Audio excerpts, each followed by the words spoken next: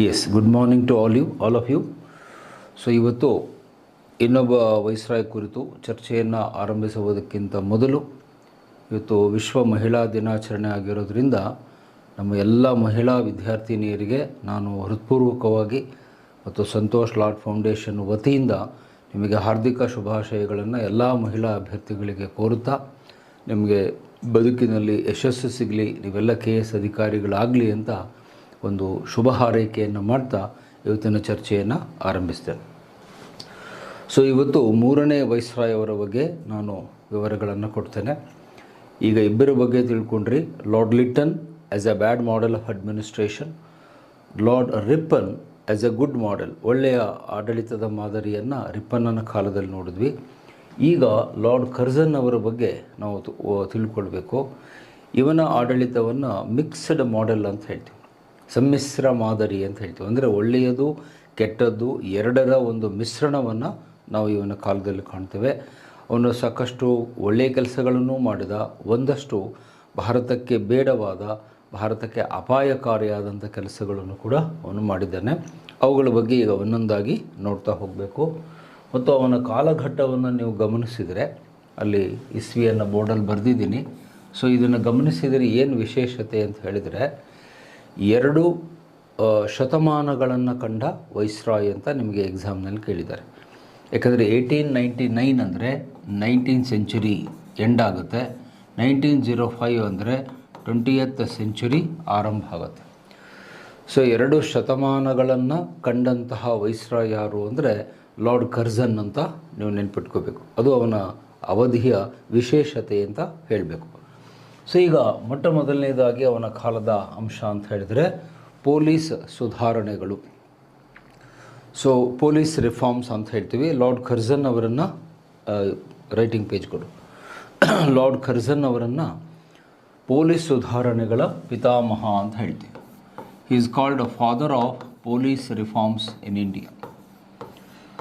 ಇಲ್ಲಿ ವಿಶೇಷತೆ ಏನು ಅಂತ ಹೇಳಿದರೆ, ಈ ಪೊಲೀಸ್ ಸುಧಾರಣೆಗಳನ್ನ ಮಾಡುವುದರ ಅಗತ್ಯ ಏನಿತ್ತು ಅಂದರೆ, ಇವನ ಕಾಲದಲ್ಲಿ ಆಡಳಿತ ಬರೋಷ್ಟರಲ್ಲಿ ಕ್ರಾಂತಿಕಾರಿ ಚಟುವಟಿಕೆಗಳು ಜಾಸ್ತಿ ಆಗ್ತಾ ಇದ್ವು. ಅನೇಕ ಕ್ರಾಂತಿಕಾರಿ ಸಂಘಟನೆಗಳು ಹುಟ್ಕೊಂಡಿದ್ವು. HRA, Anushilan Samiti, Abhinav Bharat, Bharat Mata society, HSRA, Hindustan socialist republican association, ಮತ್ತು ಚಿತ್ತಗಾಂಗ್ ಬಾರ್ಡರ್ನಲ್ಲಿ IRA ಅಂತ ಬರುತ್ತೆ, ಸೂರ್ಯಸೇನವರ ಇಂಡಿಯನ್ ರೆವಲ್ಯೂಷನರಿ ಆರ್ಮಿ ಅಂತ. ಇನ್ನು ಮುಂತಾದ ಸಂಘಟನೆಗಳು ಬರ್ತಾ ಇದ್ದಿದ್ದರಿಂದ ಇವನು ಆಂತರಿಕ ಭದ್ರತೆಗೆ ಬಹಳಷ್ಟು ಆದ್ಯತೆಯನ್ನು ಕೊಟ್ಟ. ಆಂತರಿಕ ಭದ್ರತೆಯನ್ನು ನಾವು ಕಾಪಾಡಲಿಲ್ಲ ಅಂತ ಹೇಳಿದರೆ ದೇಶವನ್ನು ಆಳಲಿಕ್ಕೆ ಸಾಧ್ಯ ಇಲ್ಲ ಅಂಥೇಳಿ ಒಂದು ಆಯೋಗವನ್ನು ಅವನು ರಚಿಸ್ತಾನೆ. ಅದನ್ನು ಫ್ರೇಸರ್ ಕಮಿಷನ್ ಅಂತ ನಾವು ಹೇಳ್ತೀವಿ. ಸರ್ ಆಂಡ್ರೂ ಫ್ರೇಸರ್ ಅವರು ಅದರ ಅಧ್ಯಕ್ಷರಾಗಿರ್ತಾರೆ. 1900ರಲ್ಲಿ ಅದರ ವರದಿ ಬರುತ್ತೆ. ಕ್ರಿಸ್ತಶಕ 1900ರಲ್ಲಿ ವರದಿ ಬರುತ್ತೆ. ಫ್ರೇಸರ್ ಕಮಿಷನ್ ಅಂತ ಹೇಳ್ತೀವಿ. ಸರ್ ಆಂಡ್ರ್ಯೂ ಫ್ರೇಸರ್ ಅವರ ಅಧ್ಯಕ್ಷತೆಯಲ್ಲಿ ಈ ಒಂದು ಆಯೋಗವನ್ನು ರಚಿಸ್ತಾನೆ. ಆ ಆಯೋಗದ ವರದಿಯನ್ನು ನಾವು ಇವತ್ತಿಗೂ ಏನಂತ ಹೇಳ್ತೀವಿ, ಬೈಬಲ್ ಆಫ್ ಇಂಟರ್ನಲ್ ಸೆಕ್ಯೂರಿಟಿ, ಅಂದರೆ ಆಂತರಿಕ ಭದ್ರತೆಗೆ ಒಂದು ಮೂಲ ಕೈಪಿಡಿ ಅಂತ ಹೇಳ್ತೀವಿ. ಯಾರಾದರೂ ಆಂತರಿಕ ಭದ್ರತೆ ಬಗ್ಗೆ ಮಾತನಾಡಬೇಕು ಅಂದರೆ ಫಸ್ಟು ಫ್ರೇಸರ್ ಆಯೋಗದ ವರದಿಯನ್ನು ಓದಬೇಕು. ಇವತ್ತಿಗೂ ನಮ್ಮ IPS ಅಧಿಕಾರಿಗಳಿಗೆ ಟ್ರೈನಿಂಗ್ ತಗೊಳ್ಳೋಕ್ಕೇನು ಹೈದರಾಬಾದಿಗೆ ಹೋಗ್ತಾರೆ, ಅಲ್ಲಿ ಫ್ರೇಸರ್ ಆಯೋಗದ ವರದಿಯನ್ನು ಅವರ ಟ್ರೈನಿಂಗ್ ಸಿಲೆಬಸ್ಸಲ್ಲಿ ಸೇರಿಸಿದ್ದಾರೆ ಅಂದರೆ ನೀವು ಅರ್ಥ ಮಾಡ್ಕೊಳ್ಳಿ. ಅಂದರೆ ಇವತ್ತು ಮಾಡರ್ನ್ IPS ಆಫೀಸರ್ಗಳು ಕೂಡ ಆ ಫ್ರೇಸರ್ ಕಮಿಷನ್ ರಿಪೋರ್ಟನ್ನು ತಮ್ಮ ಟ್ರೈನಿಂಗ್ ಪೀರಿಯಡ್ನಲ್ಲಿ ಓದಬೇಕು. ಅಷ್ಟು ಮಹತ್ವವಾದ ವರದಿ ಇವನ ಕಾಲದಲ್ಲಿ ಬರುತ್ತೆ. ಅದರ ಮುಖ್ಯವಾದಂಥ ಶಿಫಾರಸುಗಳೇನು, ರೆಕಮೆಂಡೇಷನ್ಸ್ಗಳು ಏನೇನು ಅನ್ನೋದನ್ನು ಇಲ್ಲಿ ನೋಟ್ ಮಾಡ್ತೀನಿ. ಈ ಫ್ರೇಸರ್ ಆಯೋಗದ ವರದಿಯ ಪ್ರಕಾರ ಮೊಟ್ಟ ಮೊದಲನೇದಾಗಿ ಸ್ಟಾರ್ಟ್ ಆಗಿದ್ದು ಯಾವುದು ಅಂದರೆ ಕ್ರಿಯೇಷನ್ ಆಫ್ DIG ಪೋಸ್ಟ್, ಅದನ್ನು DGP ಅಂತ ಈಗ ಹೇಳ್ತೀವಿ. DGP ಹುದ್ದೆಯನ್ನು ಸೃಷ್ಟಿಸಲಾಯಿತು. ಮುಂಚೆ ಈ ಹುದ್ದೆ ಇರಲಿಲ್ಲ, ಸೃಷ್ಟಿಸಲಾಯಿತು. The post of DGP was created ಅಂತ ಹೇಳ್ತೀವಿ. ಅಂದರೆ ಏನರ್ಥ, ಇದಕ್ಕೂ ಮುಂಚೆ ಪೊಲೀಸ್ ಇಲಾಖೆ ಇರಲಿಲ್ಲ ಅಂತಲ್ಲ, ಪೊಲೀಸ್ ಇಲಾಖೆ ಇತ್ತು. ಅದರ ಅತ್ಯುನ್ನತವಾದ ಹುದ್ದೆ ಯಾವುದಿತ್ತು ಅಂದರೆ IGP ಇತ್ತು, ಇನ್ಸ್ಪೆಕ್ಟರ್ ಜನರಲ್ ಆಫ್ ಪೊಲೀಸ್ ಅಂತಿತ್ತು. ಆದರೆ ಈಗ the highest post director general of police ಈಗಲೂ ಆ ಹುದ್ದೆ ಇದೆ, ಡಿ ಜಿ ಪಿ ಅಂತ ಕರೀತಾರೆ. ಆ ಡಿ ಜಿ ಪಿ ಹುದ್ದೆಯನ್ನು ಸೃಷ್ಟಿ ಮಾಡಿದ್ದು ಯಾರು ಅಂದರೆ ಲಾರ್ಡ್ ಕರ್ಜನ್. ಈ ವರದಿಯ ಪ್ರಕಾರ ಡಿ ಜಿ ಪಿ ಹುದ್ದೆ ಸೃಷ್ಟಿಯಾಗುತ್ತೆ. ಅತ್ಯಂತ ಹಿರಿಯ ಅಂದರೆ ಸೀನಿಯರ್ ಮೋಸ್ಟ್ IPS ಆಫೀಸರನ್ನು ಡಿ ಜಿ ಪಿ ಅಂತ ನೇಮಕ ಮಾಡ್ತಾರೆ. ಈಗ ಪ್ರಸ್ತುತ ನಮ್ಮ ರಾಜ್ಯಕ್ಕೆ ಪ್ರವೀಣ್ ಸೂದ್ ಅನ್ನೋರು ಡಿ ಜಿ ಪಿ ಇದ್ದಾರೆ. ಬಹುಶಃ ಅವರನ್ನು ಕೇಳಿ ಅವ್ರು ಹೇಳ್ತಾರೆ, ಸರ್ ನೀವು ಕೂತಿರೋ ಕುರ್ಚಿ ಯಾರ ಕಾಲದಲ್ಲಿ ಸೃಷ್ಟಿಯಾಯಿತು ಅಂದರೆ ಅದು ಲಾರ್ಡ್ ಕರ್ಜನ್ನ ಕಾಲದಲ್ಲಿ ಅಂತ. ಎಲ್ಲ ಡಿ ಜಿ ಪಿಗಳಿಗೂ ಅದು ನೆನಪಿರುತ್ತೆ. ಇದು ಮೊದಲನೇ ಬೆಳವಣಿಗೆ. ಎರಡನೇದು ಅಂತ ಹೇಳಿದರೆ 2 ಇನ್ವೆಸ್ಟಿಗೇಷನ್ ಏಜೆನ್ಸಿಗಳನ್ನು ಅವನು ಕ್ರಿಯೇಟ್ ಮಾಡ್ತಾನೆ. CID and COD ರಚನೆಯಾಗುತ್ತೆ. ಇದು ಯಾವ ಉದ್ದೇಶಕ್ಕೆ ಅಂತ ಹೇಳಿದರೆ ಅಪರಾಧಗಳ ತನಿಖೆ ಮಾಡೋದು. ಅಪರಾಧಗಳ ತನಿಖೆ ಅಂದರೆ ಇನ್ವೆಸ್ಟಿಗೇಷನ್ ಆಫ್ ಕ್ರೈಮ್ಸ್ ಅಂತ ಹೇಳ್ತೀವಿ. ಅದನ್ನು ಮಾಡಲಿಕ್ಕೆ CID ಮತ್ತು COD ರಚನೆಯಾಗುತ್ತೆ. You know the long form. CID ಅಂದರೆ ಕ್ರೈಮ್ ಇನ್ವೆಸ್ಟಿಗೇಷನ್ ಡಿಪಾರ್ಟ್ಮೆಂಟ್ ಅಂತ. ಇದು ಕೇಂದ್ರದಲ್ಲಿ ಕೆಲಸ ಮಾಡುತ್ತೆ, ಕೇಂದ್ರ ಮಟ್ಟದಲ್ಲಿ ಕೆಲಸ ಮಾಡುತ್ತೆ. ಇದು ರಾಜ್ಯಗಳಲ್ಲಿ ಕೆಲಸ ಮಾಡುತ್ತೆ, ರಾಜ್ಯಗಳಲ್ಲಿ COD ಕೆಲಸ ಮಾಡುತ್ತೆ. ಅದರ ಲಾಂಗ್ ಫಾರ್ಮ್ ಏನು ಅಂದರೆ corps of detectives. Corps CORPS of detectives ಅಂದರೆ ಶೋಧನೆ ಮಾಡೋದು, ತನಿಖೆ ಮಾಡೋದು ಅಂತ. ಸೊ COD ರಾಜ್ಯಗಳಲ್ಲಿ, CID ಕೇಂದ್ರದಲ್ಲಿ ಅಪರಾಧಗಳ ತನಿಖೆಯನ್ನು ಮಾಡಲಿಕ್ಕೆ ರಚನೆ ಮಾಡ್ತಾನೆ. ಇವೆರಡೂ ಕೂಡ ಇವತ್ತು ನಮ್ಮ ದೇಶದಲ್ಲಿ ಇವೆ. ಈಗಲೂ ಕೂಡ ಕೇಂದ್ರದಲ್ಲಿ CID ಇದೆ, ರಾಜ್ಯದಲ್ಲಿ COD ಇದೆ. ಯಾವುದಾದ್ರೂ ಮುಖ್ಯ ಪ್ರಕರಣ ಇದ್ದರೆ ಮುಖ್ಯಮಂತ್ರಿಗಳು ಹೇಳ್ತಾರೆ COD ತನಿಖೆಗೆ ಒಪ್ಪಿಸಲಾಗಿದೆ ಅಂತ. ಬಟ್ ಆ COD ಯಾವಾಗ ಬಂತು ಅಂತ ಭಾಳ ಜನಕ್ಕೆ ಗೊತ್ತಿಲ್ಲ. ಅದು ಕರ್ಜನನ ಕಾಲದಲ್ಲಿ ಅಸ್ತಿತ್ವಕ್ಕೆ ಬಂದಂಥದ್ದು COD ಅಂತ ಹೇಳ್ತೀವಿ. ಇವೆರಡು ತನಿಖಾ ಸಂಸ್ಥೆಗಳು ಅಸ್ತಿತ್ವಕ್ಕೆ ಬರ್ತವೆ. ಅದಾದ ನಂತರ ಅತಿ ಮುಖ್ಯವಾದದ್ದು ಅಂದರೆ police training school. Police training ಶಾಲೆಗಳನ್ನು ಅವನು ಆರಂಭಿಸ್ತಾನೆ. ಪೊಲೀಸ್ ಟ್ರೈನಿಂಗ್ ಸ್ಕೂಲ್ಗಳ ಆರಂಭ ಅಂದರೆ ಪೊಲೀಸರಿಗೆ ವ್ಯವಸ್ಥಿತವಾದಂಥ ತರಬೇತಿಯನ್ನು ಕೊಡಬೇಕು. ನಮ್ಮ ಪೊಲೀಸರು ಸುಸಜ್ಜಿತರಾಗಿರಬೇಕು, ಆಧುನಿಕ ಶಸ್ತ್ರಾಸ್ತ್ರಗಳನ್ನು ಪಡೆದುಕೊಳ್ಬೇಕು. ಒಂಥರ ಪ್ರೊಫೆಷ್ನಲಿಸಮ್ ಅಂತ ಹೇಳ್ತೀವಿ, ಅದನ್ನು ಇಂಗ್ಲೀಷಲ್ಲಿ ಪ್ರೊಫೆಷನಲಿಸಮ್. ಪೊಲೀಸರು ವೃತ್ತಿಪರರಾಗಬೇಕು. ಪ್ರೊಫೆಷನಲಿಸಮ್, ಪೊಲೀಸರಲ್ಲಿ ವೃತ್ತಿಪರತೆಯನ್ನು ತರುವುದು ಇದರ ಉದ್ದೇಶ. ಸೊ ಮೊದಲ ತರಬೇತಿ ಶಾಲೆ ಎಲ್ಲಿ ಸ್ಟಾರ್ಟ್ ಆಯಿತು ಅಂದರೆ ವೆಲ್ಲಿಂಗ್ಡನ್ ಅಂತ ಹೇಳ್ತೀವಿ, ತಮಿಳುನಾಡಲ್ಲಿ ಬರುತ್ತೆ. ವೆಲ್ಲಿಂಗ್ಡನ್ ಅನ್ನುವಂತಹ ಸ್ಥಳದಲ್ಲಿ ಇದು ಆರಂಭ ಆಗುತ್ತೆ. ಈಗಿನ ತಮಿಳುನಾಡು ವೆಲ್ಲಿಂಗ್ಡನ್ ಅನ್ನುವ ಸ್ಥಳದಲ್ಲಿ ನಮ್ಮ ದೇಶದ ಮೊದಲ ಪೊಲೀಸ್ ತರಬೇತಿ ಶಾಲೆ ಸ್ಟಾರ್ಟ್ ಆಗುತ್ತೆ. ಆನಂತರ ಬೇರೆ ಬೇರೆ ರಾಜ್ಯಗಳಲ್ಲಿ ಪೊಲೀಸ್ ತರಬೇತಿ ಶಾಲೆಗಳು ಬರ್ತವೆ. ಇವತ್ತು ನಮ್ಮ IPS ಅಧಿಕಾರಿಗಳಿಗೆ ತರಬೇತಿ ಕೊಡುವಂಥ ಕೇಂದ್ರ ಹೈದರಾಬಾದಲ್ಲಿದೆ. ಅದನ್ನೇ NPA ಆಗಿ ಕೊಡಬೇಕು. ಆಧುನಿಕ ಶಸ್ತ್ರಾಸ್ತ್ರಗಳ ಬಳಕೆಯನ್ನು ಕಳಿಸ್ಕೊಡ್ಬೇಕು ಅನ್ನೋದು ಅವನ ಆಶಯವಾಗಿತ್ತು. ಅವನ ಕಾಲದಲ್ಲಿ ಈ ಪೊಲೀಸ್ ಟ್ರೈನಿಂಗ್ ಸ್ಕೂಲುಗಳು ಆರಂಭ ಆಗ್ತವೆ. ಇವತ್ತು ನಮ್ಮ ರಾಜ್ಯದಲ್ಲಿ ಆ ಥರ ಪೊಲೀಸ್ ತರಬೇತಿ ಶಾಲೆಯಲ್ಲಿದೆ. ನಿಮ್ಮ ಚನ್ನಪಟ್ಟಣದಲ್ಲಿದೆ, ಮೈಸೂರಿಗೆ ಹೋಗೋ ದಾರಿಯಲ್ಲಿದೆ. ಇನ್ನೊಂದು ಕಲಬುರಗಿಯಲ್ಲಿದೆ, ಗುಲ್ಬರ್ಗದಲ್ಲೂ ಕೂಡ ಒಂದು ಪೊಲೀಸ್ ಟ್ರೈನಿಂಗ್ ಕಾಲೇಜ್ ಇದೆ. ಸೊ ಅವನ್ನು ನೋಡಿದಾಗ ನಿಮಗೇನು, ಈವನ್ ಧಾರವಾಡದಲ್ಲೂ ಕೂಡ ಇದೆ. ಧಾರವಾಡದಲ್ಲೂ ಕೂಡ ಪೊಲೀಸ್ ಟ್ರೈನಿಂಗ್ ಕಾಲೇಜ್ PTC ಇದೆ, ಇಲ್ಲಿಂದ ಭಾಳ ಹತ್ತಿರದಲ್ಲಿದೆ. ಸೊ ಅಲ್ಲಿ ನೀವು ಹೋದಾಗ ನಮಗೆ ನೆನಪಾಗೋದು ಯಾರು ಅಂದರೆ ಲಾರ್ಡ್ ಕರ್ಜನ್ ನೆನಪಾಗ್ತಾನೆ. ಅಂದರೆ ಪೊಲೀಸ್ ಪಡೆಗಳನ್ನು ಒಂದು ಪ್ರೊಫೆಷ್ನಲ್ ಆಗಿ, ವೃತ್ತಿಪರರನ್ನಾಗಿ ಮಾಡಲಿಕ್ಕೆ ಈ ಕ್ರಮಗಳನ್ನು ಅವನು ಕೈಗೊಂಡ ಅನ್ನುವಂಥದ್ದು. ಇನ್ನೊಂದು ಮುಖ್ಯವಾದಂಥದ್ದು ಅಂದರೆ more salary to the employees. ಪೊಲೀಸರ ವೇತನವನ್ನು ಅವನೇನು ಮಾಡ್ತಾನೆ, ಹೆಚ್ಚಳ ಮಾಡ್ತಾನೆ. ಇದು ಭಾಳ ಇಂಪಾರ್ಟೆಂಟು. ಈ ವಿಚಾರದಲ್ಲಿ ಇವು ನಮ್ಮ ಸರ್ಕಾರಗಳು ಹಿಂದೆ ಬೀಳ್ತವೆ. ಯಾಕಂದರೆ ಪೊಲೀಸರಿಗೆ ಹೆಚ್ಚಿನ ವೇತನ ಮತ್ತು ಭತ್ಯೆಗಳನ್ನು ಕೊಟ್ಟಿದ್ದು ಯಾರು ಅಂದರೆ ಲಾರ್ಡ್ ಕರ್ಜನ್ ಅಂತ ಹೇಳಿ. ಸಾಮಾನ್ಯವಾಗಿ ಯಾಕೆ ಜನಗಳು ಪೊಲೀಸ್ ಇಲಾಖೆಗೆ ಸೇರಿಕೊಳ್ಳಲ್ಲ ಅಂದರೆ ಸಂಬಳ ಕಡಿಮೆ. ನಮ್ಮ ಧಾರವಾಡ ಭಾಷೆಯಲ್ಲಿ ಹೇಳೋದಾದರೆ ಪಗಾರ ಕಡಿಮೆ ರೀ ಅಂತ ಹೇಳ್ತಾರೆ. ಪಗಾರ ಕಡಿಮೆ ಅಂತ ಹೋಗಲ್ಲ. ಆದರೆ ನಮ್ಮೆಲ್ಲರ ಜೀವ ರಕ್ಷಣೆ ಮಾಡುವವರು ಪೊಲೀಸರು. ನಿಮ್ಗೆ ಗೊತ್ತಿದೆ, ನಾವೆಲ್ಲ ನೆಮ್ಮದಿಯಿಂದ ಇದ್ದೀವಿ ಅಂದರೆ it is because of police. ಅವರು ಕೆಲಸ ಮಾಡೋದ್ರಿಂದ ನಾವೆಲ್ಲ ಸುರಕ್ಷಿತವಾಗಿದ್ದೇವೆ. ಆದರೆ ಅವರಿಗೆ ಜಾಸ್ತಿ ವೇತನ ಕೊಡಬೇಕು ಅಂತ ನಮ್ಮ ಸರ್ಕಾರಗಳು ಯೋಚನೆ ಮಾಡಲ್ಲ. ಆ ವಿಚಾರದಲ್ಲಿ ಲಾರ್ಡ್ ಕರ್ಜನ್ ಬಹಳ ಮಹತ್ವ ಆಗ್ತಾನೆ. ಜೀವ ರಕ್ಷಣೆ ಮಾಡುವಂಥ ಪೊಲೀಸರಿಗೆ ಹೆಚ್ಚಿನ ಸಂಬಳ ಮತ್ತು ಭತ್ಯೆಗಳನ್ನು, ಅಲವನ್ಸ್ ಅಂದರೆ ಭತ್ಯೆಗಳು, ಬೇರೆ ಬೇರೆ ಭತ್ಯೆಗಳನ್ನು ಕೊಡಬೇಕು, ಸಂಬಳವನ್ನು ಹೆಚ್ಚಿಸಬೇಕು ಅಂತ ಹೇಳ್ತಾನೆ. ಅದರಿಂದಾಗಿ ಹೆಚ್ಚು ಪ್ರಮಾಣದ ರಿಕ್ರೂಟ್ಮೆಂಟ್ ಆಗುತ್ತೆ. ಇದರ ಇಂಡೈರೆಕ್ಟ್ ಬೆನಿಫಿಟ್ ಏನು ಅಂದರೆ ಮೋರ್ ರಿಕ್ರೂಟ್ಮೆಂಟ್, ಹೆಚ್ಚಿನ ಸಂಖ್ಯೆಯ ಭಾರತೀಯ ಯುವಕರು ಪೊಲೀಸನ್ನು ಸೇರಿಕೊಳ್ತಾರೆ. ಮೋರ್ ರಿಕ್ರೂಟ್ಮೆಂಟ್ ಅಂದರೆ ಹೆಚ್ಚು ಯುವಕರು, ಆಗಿನ ಕಾಲದ ಯುವಕರು ಪೊಲೀಸ್ ಇಲಾಖೆಗೆ ಸೇರಿಕೊಂಡ್ರು. ನಮ್ಮ ಸಂಬಳ ಜಾಸ್ತಿ ಆಗುತ್ತೆ, ಒಳ್ಳೆಯ ಸಂಬಳ ಬರುತ್ತೆ ಅಂಥೇಳಿ ಭಾರತೀಯ ಯುವಕರು ಈ ಪೊಲೀಸ್ ಪಡೆಗಳನ್ನು ಸೇರಲಿಕ್ಕೆ ಈ ವರದಿ ಬಹಳ ಮುಖ್ಯವಾದ ಕಾರಣ ಆಗುತ್ತೆ ಅನ್ನೋದು. ಇನ್ನೋದ್ರ ಜೊತೆಗೆ ಇನ್ನೊಂದು ಮಹತ್ವದ ಬೆಳವಣಿಗೆ ಕೂಡ ಅವನ ಕಾಲದಲ್ಲಾಗುತ್ತೆ. ಏನಂತಂದರೆ ಈ ಫಾರೆನ್ಸಿಕ್ ಲ್ಯಾಬೊರೇಟರಿಗಳನ್ನು ಅವನು ಸ್ಥಾಪನೆ ಮಾಡ್ತಾನೆ. FSL ಆರಂಭ ಅಂತ ಹೇಳ್ತೀವಿ. ಮೊಟ್ಟ ಮೊದಲನೇದು ಎಲ್ಲಿ ಬರುತ್ತೆ ಅಂದರೆ ಹೈದರಾಬಾದ್ನಲ್ಲಿ ಬರುವ ಬೇಗಂಪೇಟೆ ಅಂತ ಹೇಳ್ತೀವಿ. ನಿಯರ್ ಹೈದರಾಬಾದ್ ಹತ್ತಿರದಲ್ಲಿ ಬರುವಂಥದ್ದು ಬೇಗಂಪೇಟೆಯಲ್ಲಿ ಮೊದಲ FSL ಅಂದರೆ ಏನು? ವಿಧಿ ವಿಜ್ಞಾನ ಪ್ರಯೋಗಾಲಯ.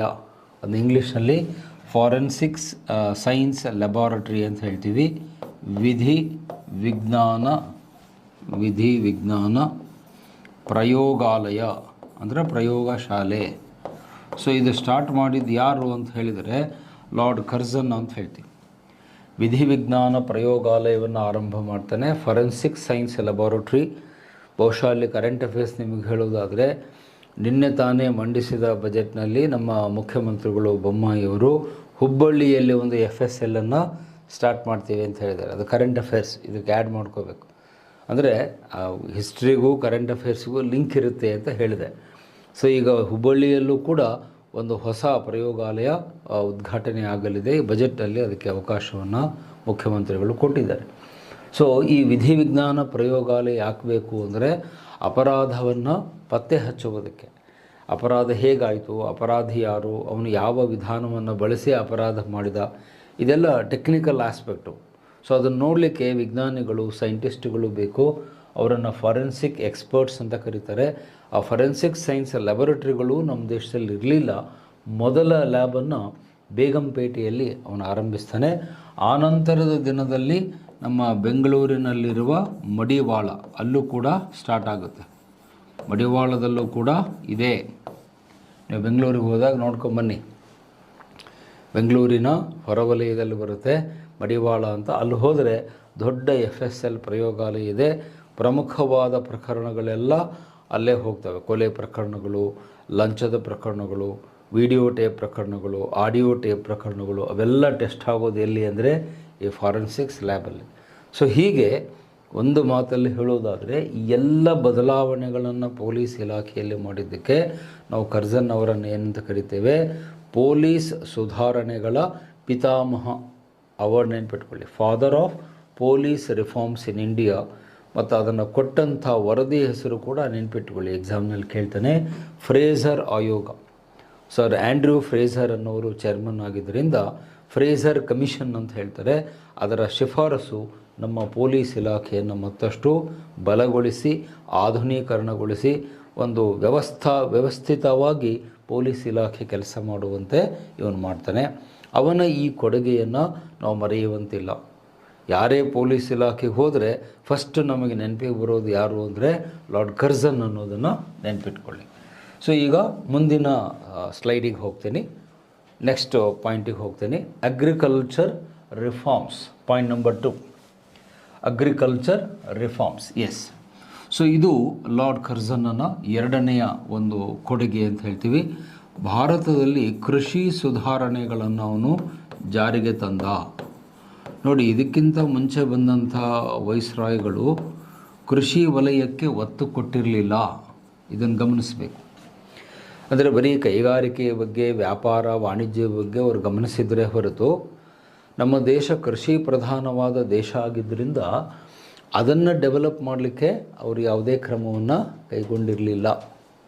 ಆದರೆ ಇವನೇನು ಮಾಡ್ತಾನೆ, ಒಂದು ಆಯೋಗವನ್ನು ರಚಿಸ್ತಾನೆ. ಅದನ್ನು ಸ್ಕಾಟ್ ಕಮಿಷನ್ ಅಂತ ಕರಿತೀವಿ. Scott commission.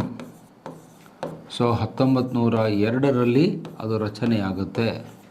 ಸ್ಕಾಟ್ ಆಯೋಗ ಅಂತ ಹೇಳ್ತೀವಿ. ಪೂರ್ತಿ ಹೆಸರು ಕಾಲಿನ್ ಸ್ಕಾಟ್ ಅಂತ, ಕಾಲಿನ್ ಸ್ಕಾಟ್ ಕಮಿಷನ್ ಅಂತ ಬರುತ್ತೆ. ಈ ಆಯೋಗದ ಶಿಫಾರಸಿನ ಮೇರೆಗೆ ಸಾಕಷ್ಟು ಬದಲಾವಣೆಗಳನ್ನು ಕೃಷಿ ವಲಯದಲ್ಲಿ ಮಾಡ್ತಾನೆ. ಯಾಕಂದರೆ ಭಾರತ ಕೃಷಿ ಪ್ರಧಾನವಾದ ದೇಶವಾಗಿದ್ದರಿಂದ ಕೃಷಿಯಲ್ಲಿ ಇಂಪ್ರೂವ್ಮೆಂಟ್ ಮಾಡಲಿಕ್ಕೆ ಹಲವಾರು ಕ್ರಮಗಳನ್ನು ಅಥವಾ ಶಿಫಾರಸುಗಳನ್ನು ಅವರು ಮಾಡ್ತಾರೆ. ಅದರಲ್ಲಿ ಪ್ರಮುಖವಾದದ್ದು ಯಾವುದು ಅಂತ ನೀವು ನೋಡಬೇಕು. ಅದರಲ್ಲಿ ಫಸ್ಟ್ ಪಾಯಿಂಟ್ ಯಾವುದು, ಶಿಫಾರಸುಗಳಲ್ಲಿ ಮೊದಲನೇ ಪಾಯಿಂಟ್ ಯಾವುದು ಅಂದರೆ, ಮೊಟ್ಟ ಮೊದಲ ಕೃಷಿ ಸಂಶೋಧನಾ ಕೇಂದ್ರವನ್ನು ಸ್ಟಾರ್ಟ್ ಮಾಡಲಾಗುತ್ತೆ. ಕೃಷಿ ಸಂಶೋಧನಾ ಕೇಂದ್ರ ಆರಂಭ ಆಗುತ್ತೆ. ಎಲ್ಲಿ? ಪೂಸಾ ಅನ್ನುವ ಸ್ಥಳದಲ್ಲಿ, ಬಿಹಾರ್ನಲ್ಲಿ ಬರುತ್ತೆ ಪೂಸಾ ಅಂತ. ಅಲ್ಲಿ ನಮ್ಮ ದೇಶದ ಮೊದಲ ಕೃಷಿ ಸಂಶೋಧನಾ ಕೇಂದ್ರವನ್ನು ಆರಂಭಿಸ್ತಾನೆ. ಮುಂದೆ ಅದೇನಾಗುತ್ತೆ, ಫಸ್ಟ್ ಅಗ್ರಿಕಲ್ಚರಲ್ ಕಾಲೇಜ್ ಆಗುತ್ತೆ. ನಮ್ಮ ದೇಶದ ಮೊದಲ ಕೃಷಿ ವಿಶ್ವವಿದ್ಯಾಲಯ ಆಗುತ್ತೆ. ಪೂಸಾ ಅಂತ name of the place. So ಅಲ್ಲಿ ಮೊದಲ ಕೃಷಿ ಸಂಶೋಧನಾ ಕೇಂದ್ರವನ್ನು ತೆರಿತಾನೆ. ಆಮೇಲೆ ದೇಶಾದ್ಯಂತ ಕೃಷಿ ಕಾಲೇಜುಗಳನ್ನು, ಅಗ್ರಿಕಲ್ಚರಲ್ ಕಾಲೇಜಸ್ ಅಂತ ಹೇಳ್ತೀವಿ. ಸೊ ಅಗ್ರಿಕಲ್ಚರ್ ಕಾಲೇಜುಗಳನ್ನು ಅವನೇನು ಮಾಡ್ತಾನೆ, ದೇಶಾದ್ಯಂತ ಆರಂಭಿಸ್ತಾನೆ. ಕೃಷಿ ವಲಯದಲ್ಲಿ ಸಂಶೋಧನೆ ಮಾಡಲಿಕ್ಕೆ ಕೃಷಿ ಕಾಲೇಜುಗಳು, ಅಗ್ರಿಕಲ್ಚರಲ್ ಕಾಲೇಜುಗಳನ್ನು ಸ್ಟಾರ್ಟ್ ಮಾಡಿದ್ಯಾರು ಅಂದರೆ ಲಾರ್ಡ್ ಕರ್ಜನ್. ಇದು ಅವನ ಅತಿ ಮುಖ್ಯವಾದ ಕೊಡುಗೆ. ಎರಡನೇದು, ಪ್ರತಿ ಜಿಲ್ಲೆಗಳಲ್ಲಿ ARCಗಳು ಆರಂಭ ಆಗುತ್ತೆ. ARCಗಳ ಸ್ಥಾಪನೆ. ಏನು ಸರ್ ಅದು ARC ಅಂತಂದರೆ ಲಾಂಗ್ ಫಾರ್ಮ್ ಏನು ಅಂತ ನೀವು ಕೇಳ್ಬೋದು. ಬಹುಶಃ ನಿಮ್ಮ ಊರಲ್ಲೂ ಈ ಬೋರ್ಡ್ ನೋಡಿರ್ತೀರಿ, ಹಸಿರು ಬಣ್ಣದ ಬೋರ್ಡ್ ಇರುತ್ತೆ. ಏನು ಹೇಳಿ? Agriculture research centre. Very good. Agriculture research centre ಅಂತ ಬೋರ್ಡ್ ನೋಡಿರ್ತೀರಿ. ಕೃಷಿ ಸಂಶೋಧನಾ ಕೇಂದ್ರ, ಪ್ರತಿ ಜಿಲ್ಲೆಯಲ್ಲಿ ಒಂದು ಕೃಷಿ ಸಂಶೋಧನಾ ಕೇಂದ್ರ ಮಾಡಿ ಅಲ್ಲಿ ಸಾಯಿಲ್ ಸೈಂಟಿಸ್ಟ್ಗಳನ್ನು ಏನು ಮಾಡ್ತಾನೆ, ಅಪಾಯಿಂಟ್ ಮಾಡ್ತಾನೆ. ಸಾಯಿಲ್ ಸೈಂಟಿಸ್ಟ್ ಅಂದರೆ ಮಣ್ಣು ತಜ್ಞರನ್ನು, ಮಣ್ಣು ವಿಜ್ಞಾನಿಗಳನ್ನು ಅಪಾಯಿಂಟ್ ಮಾಡಿ ಸಂಶೋಧನೆ ನಡೆಸಿ ಆ ಮಣ್ಣಿನ ಒಂದು ಸರ್ವೆಯನ್ನು ಮಾಡಿಸ್ತಾನೆ. ಬಹುಶಃ ನಮ್ಮ ದೇಶದಲ್ಲಿ ಮೊಟ್ಟ ಮೊದಲ NSS ಮಾಡಿದ್ದು ಯಾರು ಅಂತ ಹೇಳಿದರೆ ಆ ಕೀರ್ತಿ ಲಾರ್ಡ್ ಕರ್ಜನನಿಗೆ ಹೋಗುತ್ತೆ. NSS ಸರ್ವೆಯನ್ನು ಅವನು ಮಾಡಿಸ್ತಾನೆ. What is NSS? ನೀವು ಕಾಲೇಜಲ್ಲಿ ಮಾಡಿದಂಥ NSS ಅಲ್ಲ, ಅದು ಬೇರೆ. ಗುದ್ಲಿ ಹಿಡ್ಕೊಂಡು, ಸಲ್ಕೆ ಹಿಡ್ಕೊಂಡು, ಫೋಟೋ ತೆಗೆಸ್ಕೊಂಡು ಸ್ಟೇಟಸ್ ಸೆಲ್ಫಿ ಹಾಕ್ಕೊಳ್ಳೋದು, ಅದು ಬೇರೆ. ಇಲ್ಲಿ NSS ಅಂದರೆ ನ್ಯಾಷನಲ್ ಸಾಯಿಲ್ ಸರ್ವೆ. ಕರೆಕ್ಟಾಗಿ ಬರ್ಕೊಡ್ರಿ. ನ್ಯಾಷನಲ್ ಸಾಯಿಲ್ ಸರ್ವೆ, ರಾಷ್ಟ್ರೀಯ ಮಣ್ಣು ಸಮೀಕ್ಷೆ. ಅಂದರೆ ರಾಷ್ಟ್ರ ಮಟ್ಟದಲ್ಲಿ ಮಣ್ಣಿನ ಸಮೀಕ್ಷೆ ಮಾಡಿ ನಮ್ಮ ದೇಶದ ಯಾವ್ಯಾವ ಭಾಗದಲ್ಲಿ ಯಾವ್ಯಾವ ಮಣ್ಣಿದೆ, ಕೆಂಪು ಮಣ್ಣು ಎಲ್ಲಿದೆ, ಕರಿ ಮಣ್ಣು ಎಲ್ಲಿದೆ, ಜಂಬಿಟ್ಟಿಗೆ ಮಣ್ಣು ಎಲ್ಲಿದೆ, ರೇವೆ ಮಣ್ಣು ಎಲ್ಲಿದೆ, ಅಲೂವಿಯಲ್ ಸಾಯಿಲ್ ಎಲ್ಲಿದೆ, ಸೆಡಿಮೆಂಟ್ರಿ ಸಾಯಿಲ್ ಎಲ್ಲಿದೆ, ಅವೆಲ್ಲ ಜಾಗ್ರಫಿಯಲ್ಲಿ ಸರ್ ಹೇಳ್ತಾರೆ. ಆ ಬೇರೆ ಬೇರೆ ಪ್ರಕಾರದ ಮಣ್ಣುಗಳಿಗೆ ಯಾವ್ಯಾವ ಸೀಸನ್ನಲ್ಲಿ ಯಾವ್ಯಾವ ಬೆಳೆಗಳನ್ನು ಹಾಕಬೇಕು, ಅದಕ್ಕೆ ಕ್ರಾಪಿಂಗ್ ಪ್ಯಾಟರ್ನ್ ಅಂತ ಈಗಲೂ ಕರೀತಾರೆ ಸರ್ಕಾರದಲ್ಲಿ. ಬೆಳೆ ನಮೂನೆ ಅಥವಾ ಬೆಳೆ ಬೇಸಾಯ ಪದ್ಧತಿ ಅಂತ ಹೇಳ್ತೀವಿ. ಆ ಕ್ರಾಪಿಂಗ್ ಪ್ಯಾಟರ್ನ್ ಹೆಂಗಿರಬೇಕು ಅಂಥೇಳಿ ಮೊದಲು ಮಾಡಿದ್ದು ಯಾರು ಅಂದರೆ ಲಾರ್ಡ್ ಕರ್ಜನ್. ಅಂದರೆ ಮುಂಗಾರು ಬೆಳೆ ಯಾವ್ದು ಬೆಳಿಬೇಕು, ಹಿಂಗಾರು ಬೆಳೆ ಯಾವ್ದು ಬೆಳಿಬೇಕು, ಗುಡ್ಡಗಾಡು ಪ್ರದೇಶದಲ್ಲಿ ಯಾವುದು, ಬಯಲು ಸೀಮೆಯಲ್ಲಿ ಯಾವುದು, ನದಿ ಬಯಲು ಪ್ರದೇಶದಲ್ಲಿ ಯಾವ್ದು ಬೆಳಿಬೇಕು, ಆ ಮಣ್ಣಿಗೆ ಯಾವ್ದು ಬೆಳೆದ್ರೆ ಹೆಚ್ಚು ಫಸಲು ಬರುತ್ತೆ. ಸೊ ಒಂದು ಸೈಂಟಿಫಿಕ್ ಆದಂಥ ಅಪ್ರೋಚನ್ನು ಕೃಷಿ ಇಲಾಖೆಗೆ ಕೊಡ್ತಾನೆ. ಮತ್ತು ಇವನ ಕಾಲದಲ್ಲೇ ದೊಡ್ಡ ಸಾಧನೆ ಅಂತ ಹೇಳಿದರೆ ಡಿಪಾರ್ಟ್ಮೆಂಟ್ ಆಫ್ ಅಗ್ರಿಕಲ್ಚರ್ ಅದು ಸ್ಟಾರ್ಟ್ ಆಗುತ್ತೆ. ಅದಕ್ಕೂ ಮುಂದೆ ಈ ಒಂದು ಇಲಾಖೆ ಇರಲಿಲ್ಲ, ಪ್ರತ್ಯೇಕವಾದ ಇಲಾಖೆ ಇರಲಿಲ್ಲ. ಸೊ ಇವನ ಕಾಲದಲ್ಲಿ ಕೃಷಿ ಇಲಾಖೆ ಸ್ಥಾಪನೆ ಆಗುತ್ತೆ. ಕೃಷಿಗೋಸ್ಕರವಾಗಿಯೇ ಒಂದು ಪ್ರತ್ಯೇಕವಾದ ಇಲಾಖೆಯನ್ನು ಮಾಡಿ ಅಗ್ರಿಕಲ್ಚರ್ ಕಮಿಷನರನ್ನು ನೇಮಕ ಮಾಡ್ತಾರೆ, ಕೃಷಿ ಆಯುಕ್ತರನ್ನು ನೇಮಕ ಮಾಡಿ ಆ ಇಡೀ ಕೃಷಿ ಚಟುವಟಿಕೆಯನ್ನು ನೋಡಲಿಕ್ಕೆ ಪ್ರತ್ಯೇಕವಾದ ಒಂದು ಇಲಾಖೆಯನ್ನು ಅವನು ಮಾಡ್ತಾನೆ. ಮತ್ತು ಹಳ್ಳಿಯ ಮಟ್ಟದಲ್ಲಿ ರೈತರಿಗೆ ಗೈಡೆನ್ಸ್ ಕೊಡಲಿಕ್ಕೆ ಒಂದು ಹೊಸ ಹುದ್ದೆಯನ್ನು ಕ್ರಿಯೇಟ್ ಮಾಡ್ತಾನೆ. ಅದನ್ನು ಅಗ್ರಿಕಲ್ಚರ್ ಎಕ್ಸ್ಟೆನ್ಷನ್ ಆಫೀಸರ್ ಅಂತ ಕರಿತೀವಿ. ಒಂದು ನಿಮಿಷ, ಪೆನ್ನು ವರ್ಕ್ ಆಗ್ತಾ ಇಲ್ಲ. ಓಕೆ, ಸೊ AEO ಅಂತ ಹೇಳ್ತೀವಿ. AVOಗಳು ಅಂದ್ರೇನು? Agriculture extension officers. ಈಗೂ ಆ ಹುದ್ದೆ ಇದೆ. ನೀವು ಯಾವುದಾದ್ರೂ ಅಗ್ರಿಕಲ್ಚರ್ ಡಿಪಾರ್ಟ್ಮೆಂಟಿಗೆ ಹೋದರೆ ಗೊತ್ತಾಗುತ್ತೆ. ಕೃಷಿ ವಿಸ್ತರಣಾ ಅಧಿಕಾರಿ ಅಂತ ಕನ್ನಡದಲ್ಲಿ ಕರೀತಾರೆ. ನಮ್ಮ ಹಳ್ಳಿ ಜನ ತಮ್ಮ ಭಾಷೆಯಲ್ಲಿ ಅವ್ರನ್ನ ಏನು ಕರೀತಾರೆ ಅಂದರೆ ಫೀಲ್ಡ್ ಆಫೀಸರ್ ಅಂತಾರೆ. ನಮ್ಮ ಊರಿಗೆ ಫೀಲ್ಡ್ ಆಫೀಸರ್ ಬಂದಿದ್ದಾರೆ ಅಂತಾರೆ. ಬಟ್ ನಿಮಗೆ ಕರೆಕ್ಟಾಗಿ ಗೊತ್ತಿರಬೇಕು, AEO ಅಂತ ಕರಿತೀವಿ. ಅಗ್ರಿಕಲ್ಚರ್ ಎಕ್ಸ್ಟೆನ್ಷನ್ ಆಫೀಸರ್ಸ್ಗಳನ್ನ ನೇಮಕ ಮಾಡಿ ಇವರು ಹಳ್ಳಿಗೂ ಹೋಗಿ ರೈತರಿಗೆ ವೈಜ್ಞಾನಿಕ ಕೃಷಿ ಹೇಗೆ ಮಾಡಬೇಕು, ವೈಜ್ಞಾನಿಕ ಬೇಸಾಯ ಹೇಗೆ ಮಾಡಬೇಕು, ರಸಗೊಬ್ಬರಗಳ ಬಳಕೆ ಹೇಗೆ ಮಾಡಬೇಕು, ಆಮೇಲೆ ಕಳೆ ತೆಗೆಯೋದು ಹೇಗೆ, ಕ್ರಿಮಿನಾಶಕಗಳನ್ನ ಬಳಸೋದು, ಇವೆಲ್ಲವನ್ನು ಅವರಿಗೆ ಗೈಡ್ ಮಾಡೋ ಕೆಲಸವನ್ನು ಇವರು ಮಾಡಬೇಕು. ಅದು ಕೂಡ ಒಂದು ಹುದ್ದೆ. ಅದು ಈಗಲೂ ಕೂಡ ಆ ಹುದ್ದೆ ಸರ್ಕಾರದಲ್ಲಿದೆ. ಯಾರು BSc ಅಗ್ರಿಕಲ್ಚರ್ ಮಾಡ್ಕೊಂಡಿರ್ತಾರೋ ಅವರು ಈ ಎಕ್ಸಾಮ್ ಬರೆಯೋದಕ್ಕೆ ಅರ್ಹರು. ಸೊ ಅಂದರೆ ಇಷ್ಟೊಂದು ಬದಲಾವಣೆಗಳನ್ನು ಕೃಷಿ ಕ್ಷೇತ್ರದಲ್ಲಿ ಅವನು ಮಾಡ್ತಾನೆ. ಮತ್ತು ಅವನ ಕಾಲದ ಇನ್ನೊಂದು ಅತಿ ಮುಖ್ಯವಾದದ್ದು ಅಂತ ಹೇಳಿದರೆ ಡ್ಯಾಮ್ಗಳನ್ನು, ಜಲಾಶಯಗಳ ನಿರ್ಮಾಣ ಮಾಡ್ತಾನೆ. This is very very important. Dams construction, ಇದಕ್ಕೆ ಬಹಳಷ್ಟು ಒತ್ತನ್ನು ಕೊಟ್ಟಂಥ ವ್ಯಕ್ತಿ ಯಾರು ಅಂದರೆ ಲಾರ್ಡ್ ಕರ್ಜನ್. ಸಾಕಷ್ಟು ಜಲಾಶಯಗಳನ್ನು ಅವನು ನಿರ್ಮಾಣ ಮಾಡ್ತಾನೆ, ಡ್ಯಾಮ್ಸ್ ಕನ್ಸ್ಟ್ರಕ್ಷನ್. ಯಾಕಂದರೆ ನೀರಾವರಿ ಇಲ್ಲದೇ ನೀವು ಬೇಸಾಯ ಮಾಡಲಿಕ್ಕೆ ಆಗಲ್ಲ. ನೀರಾವರಿಗೆ ಮಹತ್ವವನ್ನು ಕೊಟ್ಟಂಥ ವೈಸ್ರಾಯ್ ಯಾರು ಅಂದರೆ ಲಾರ್ಡ್ ಕರ್ಜನ್ ಅಂತ ಹೇಳ್ತೀವಿ. ಯಾಕಂದ್ರೆ ನಿಮ್ಗೆ ಗೊತ್ತಿದೆ, ನಮ್ಮ ದೇಶದಲ್ಲಿ ಮೇಲಿಂದ ಮೇಲೆ ಈ ಬರಗಾಲ ಬೀಳ್ತಾಯಿತ್ತು. ಆಲ್ಮೋಸ್ಟ್ 2-3 ವರ್ಷಕ್ಕೊಮ್ಮೆ ಬರಗಾಲ ಬೀಳ್ತಾಯಿತ್ತು. ಬರಗಾಲ ಬಿದ್ದಾಗ ನೀರಿನ ಸಮಸ್ಯೆ ಇರ್ತಿತ್ತು. ಹಾಗಾಗಿ ಒಳ್ಳೆಯ ಮಳೆಗಾಲ ಬಂದಾಗ ಆ ನೀರನ್ನು ಜಲಾಶಯಗಳಲ್ಲಿ ಸಂಗ್ರಹ ಮಾಡಿ ಸ್ಟೋರ್ ಮಾಡಿ ಇಟ್ಕೊಂಡು ನೀರು ಇಲ್ಲದೇ ಇದ್ದಾಗ ಬಳಸ್ಕೊಳ್ಳೋ ಒಂದು ಮೆಥಡಿಗೆ ನಾವು ನೀರಾವರಿ, ಇರಿಗೇಷನ್ ಅಂತ ಹೇಳ್ತೀವಿ. ಆ ನೀರಾವರಿಗೆ ಮಹತ್ವವನ್ನು ಕೊಟ್ಟವನು ಲಾರ್ಡ್ ಕರ್ಜನ್. 10 ಜಲಾಶಯಗಳನ್ನು ಅವನು ನಿರ್ಮಾಣ ಮಾಡ್ತಾನೆ. ಆಮೇಲೆ ನಾಲೆಗಳನ್ನು ಅಂದರೆ ಕೆನಾಲ್ಸ್ ಅಂತ ಹೇಳ್ತೀವಿ, ಕೆನಾಲ್ಸ್ಗಳನ್ನು ಕೂಡ ಸಾಕಷ್ಟು ಪ್ರಮಾಣದಲ್ಲಿ ಅವನು ನಿರ್ಮಾಣ ಮಾಡ್ತಾನೆ. ಕನ್ಸ್ಟ್ರಕ್ಷನ್ ಆಫ್ ಕೆನಾಲ್ಸ್ ಅಂತ ಹೇಳ್ತೀವಿ, ಅಂದರೆ ಕಾಲುವೆ. ನಮ್ಮ ಕಡೆಗೆ ಕಾಲುವೆ ಅಂತೀವಿ, ಬೆಂಗಳೂರು ಮೈಸೂರು ಕಡೆ ಜನ ನಾಲೆ ಅಂತ ಕರೀತಾರೆ. ಎಲ್ಲ ಒಂದೇ, ನಾಲೆ ಅಂದರೂ ಒಂದೇ, ಕಾಲುವೆ ಅಂದರೂ ಒಂದೇ. ಇಂಗ್ಲೀಷ್ನಲ್ಲಿ ಕೆನಾಲ್ಸ್ ಅಂತ ಹೇಳ್ತೀವಿ. ಆ ಕೆನಾಲ್ಸ್ಗಳನ್ನ ಕಟ್ಟುವುದಕ್ಕೆ ಅವನು ಆದ್ಯತೆ ಕೊಡ್ತಾನೆ. ಅದಕ್ಕೋಸ್ಕರವಾಗಿ ಬೇರೆ ಇನ್ನೊಂದು ಡಿಪಾರ್ಟ್ಮೆಂಟನ್ನು ಸ್ಟಾರ್ಟ್ ಮಾಡ್ತಾನೆ. ಆ ಡಿಪಾರ್ಟ್ಮೆಂಟ್ ಇವತ್ತಿಗೂ ಕೂಡ ಇದೆ. ಏನದು? ಡಿಪಾರ್ಟ್ಮೆಂಟ್ ಆಫ್ ಇರಿಗೇಷನ್, ನೀರಾವರಿ ಇಲಾಖೆ ಅಂತ ಅದನ್ನು ಕರೀತಾರೆ. ಈಗಲೂ ಕೂಡ ಸರ್ಕಾರದಲ್ಲಿ ಈ ಇಲಾಖೆ ಇದೆ. ಇನ್ಫ್ಯಾಕ್ಟ್ ಎಲ್ಲರೂ ಅದೇ ಇಲಾಖೆ ಬೇಕು ಅಂತ ಜಗಳಾಡ್ತಾರೆ. ಮಿನಿಸ್ಟರ್ ಆಗಬೇಕಾದಾಗ ನಮಗೆ ನೀರಾವರಿ ಇಲಾಖೆ ಬೇಕು, ನಮ್ಮ ರೇವಣ್ಣವರ ಇಲಾಖೆ ಅದು, HD ರೇವಣ್ಣವ್ರದ್ದು. ಅವ್ರು ಯಾವಾಗೇ ಸರ್ಕಾರಕ್ಕೆ ಬಂದರೂ ಫಿಕ್ಸ್ ಅದು, ನಮಗೆ ಇದನ್ನೇ ಕೊಡಿ ಅಂತ. ಕಾರಣ ಏನು ಅಂತ ನಾನು ಹೇಳಿಕ್ಕೆ ಹೋಗಲ್ಲ, ನಿಮಗೆ ಅರ್ಥ ಆಗುತ್ತೆ.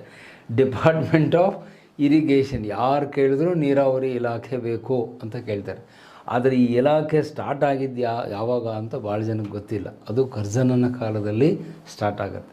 ಸೊ ಹಾಗಾಗಿ ಈ ಎಲ್ಲ ಬದಲಾವಣೆಗಳನ್ನು ಕೃಷಿ ಕ್ಷೇತ್ರದಲ್ಲಿ ಮಾಡಿದ್ದಕ್ಕೆ ಇಫೆಕ್ಟ್ ಏನಾಯಿತು, ಪರಿಣಾಮ ಏನಾಯ್ತು ಸರ್ ಅಂತ ನೀವು ಕೇಳಿದರೆ, 17% ಕೃಷಿ ಉತ್ಪಾದನೆ ಅಲ್ಲಿ ಜಾಸ್ತಿ ಆಯಿತು. ಕೃಷಿ ಏನು ಇಳುವರಿ ಅಂತಾರೆ, ಅದಕ್ಕೆ ಕೃಷಿ ಇಳುವರಿ ಹೆಚ್ಚಾಯಿತು. ಇದು ಅದರ ಸಕ್ಸಸ್ಫುಲ್ ಅಂತ ಹೇಳ್ತೀವಿ. ಈ ಎಲ್ಲ ಬದಲಾವಣೆಗಳನ್ನ ಮಾಡಿದ್ರಿಂದ 17% ಕೃಷಿ ಇಳುವರಿ ಅಥವಾ ಉತ್ಪನ್ನ ಅಧಿಕವಾಯಿತು, ಹೆಚ್ಚಾಯಿತು. ಇವೆಲ್ಲ ವೈಜ್ಞಾನಿಕವಾದ ಕ್ರಮಗಳನ್ನ ಕೈಗೊಂಡಿದ್ದಕ್ಕೆ. ಹಾಗಾಗಿ ಇವತ್ತಿಗೂ ಕೂಡ ನಾವು ಯಾರಾದರೂ ಕೃಷಿ ವಲಯದ ಬಗ್ಗೆ ಮಾತಾಡೋದಿದ್ದರೆ ಫಸ್ಟು ನಾವು ಯಾರನ್ನ ನೆನ್ಪು ಮಾಡ್ಕೊಳ್ತೀವಿ? ಲಾರ್ಡ್ ಕರ್ಜನ್ನ ನೆನ್ಪು ಮಾಡ್ಕೊಳ್ತೀವಿ. ಮತ್ತು ಅವನಿಗೆ ಇತಿಹಾಸದಲ್ಲಿ ಒಂದು ಟೈಟಲ್ ಕೊಟ್ಟಿದ್ದಾರೆ, ಫಾದರ್ ಆಫ್ ಅಗ್ರಿಕಲ್ಚರ್ ರಿಫಾರ್ಮ್ಸ್, ಕೃಷಿ ಸುಧಾರಣೆಗಳ ಪಿತಾಮಹ ಅಂತ ನಾವು ಲಾರ್ಡ್ ಕರ್ಜನನ್ನು ಹೇಳ್ತೇವೆ. ಸೊ ಭಾರತ ಕೃಷಿ ಪ್ರಧಾನ ದೇಶವಾಗಿದ್ದರಿಂದ ಕರ್ಜನ್ನನ ಕೊಡುಗೆ ಇಲ್ಲಿ ಅಪಾರವಾಗಿದೆ. ಅದರಲ್ಲಿ ಎರಡನೇ ಮಾತಿಲ್ಲ, ಸಂಶಯ ಇಲ್ಲ. ಅದಕ್ಕಾಗಿ ನಾವು ಅವನಿಗೆ ಒಂದು ಥ್ಯಾಂಕ್ಸನ್ನು, ಕೃತಜ್ಞತೆಯನ್ನು ಸಲ್ಲಿಸಬೇಕು. ಕೃಷಿ ಇಲಾಖೆಯನ್ನು ಬಲಪಡಿಸಿ ನಮ್ಮ ಇಳುವರಿಯನ್ನು, ಉತ್ಪನ್ನವನ್ನು ಹೆಚ್ಚಿಸಿ ರೈತರಿಗೆ ಅನುಕೂಲವಾಗುವಂಥ ಕೆಲಸವನ್ನು ಅವನು ಮಾಡಿದ, ಅದಕ್ಕಾಗಿ ನಾವು ಅವನಿಗೆ ಋಣಿಯಾಗಿದ್ದೇವೆ, ಆಭಾರಿಯಾಗಿದ್ದೇವೆ ಅಂತ ಹೇಳ್ತೀವಿ. ಸೊ ಇದು ಅವನ ಕಾಲದ ಎರಡನೆಯ ಸಂಗತಿ. ದೆನ್ ನೆಕ್ಸ್ಟ್ ಮುಂದಿನ ಅವನ ವಿಷಯದ ಬಗ್ಗೆ ಹೋಗ್ತೇನೆ. ಪೇಪರ್ ಕರೆನ್ಸಿ ಆ್ಯಕ್ಟ್, ಇದು ಕೂಡ 1902ರಲ್ಲಿ ಜಾರಿಗೆ ಬಂದಂತಹ ಒಂದು ಘಟನೆ. ಸೊ ಪೇಪರ್ ಕರೆನ್ಸಿ ಆ್ಯಕ್ಟ್ ಅಂದರೆ ಅದರ ಅರ್ಥ ಇಷ್ಟೇ, ಮುಂಚೆ ನಮ್ಮ ದೇಶದಲ್ಲಿ ಕಾಗದದ ಕರೆನ್ಸಿ ನೋಟುಗಳು ಇರಲಿಲ್ಲ. ಹಾಗಾದರೆ ಏನು ಸರ್ ನಾವು ಬಳಸ್ತಿದ್ವಿ ಅಂದರೆ ಬರೀ ನಾಣ್ಯಗಳನ್ನು ಬಳಸ್ತಾ ಇದ್ವಿ. ಅಂದರೆ ಕಾಯಿನ್ಸ್ ಅಂತ ಹೇಳ್ತೀವಿ, ಕಾಯಿನೇಜ್ ಅಂತ ಹೇಳ್ತೀವಿ. ನಾಣ್ಯಗಳನ್ನು, ಲೋಹದ ನಾಣ್ಯಗಳನ್ನು, ತಾಮ್ರದ್ದೋ ಅಲ್ಯೂಮಿನಿಯಮ್ದೋ ಬೆಳ್ಳಿದೋ ನಾಣ್ಯಗಳನ್ನು ಬಳಸ್ತಾ ಇದ್ವಿ. ಆದರೆ ಲಾರ್ಡ್ ಕರ್ಜನ್ ಏನು ಮಾಡ್ತಾನೆ, ಭಾರತಕ್ಕೂ ಕೂಡ ಕಾಗದದ ನೋಟುಗಳನ್ನು ನಾವು ಚಲಾವಣೆಗೆ ಜಾರಿಗೆ ತರಬೇಕು, ನೋಟುಗಳ ಚಲಾವಣೆಯನ್ನು ಭಾರತದಲ್ಲೂ ಕೂಡ ಮಾಡಬೇಕು. ನಾಣ್ಯದ ಜೊತೆಗೆ ಕರೆನ್ಸಿ ನೋಟುಗಳನ್ನು ನಮ್ಮ ದೇಶದಲ್ಲಿ ಮೊದಲು ಆರಂಭ ಮಾಡಿದ್ದು ಯಾರು ಅಂತ ಹೇಳಿದರೆ ನಾವು ಲಾರ್ಡ್ ಕರ್ಜನ್ ಅಂತ ಹೇಳ್ತೀವಿ. ನಿಮ್ಮ ಜೇಬಲ್ಲಿರೋ ಒಂದು ಕರೆನ್ಸಿ ನೋಟ್ ತೆಗೆದು ನೋಡಿದರೆ ಅದರಲ್ಲಿ ಗಾಂಧೀಜಿಯವರ ಫೋಟೋ ಇರುತ್ತೆ, ನೀವೆಲ್ಲ ನೋಡಿದ್ದೀರಿ.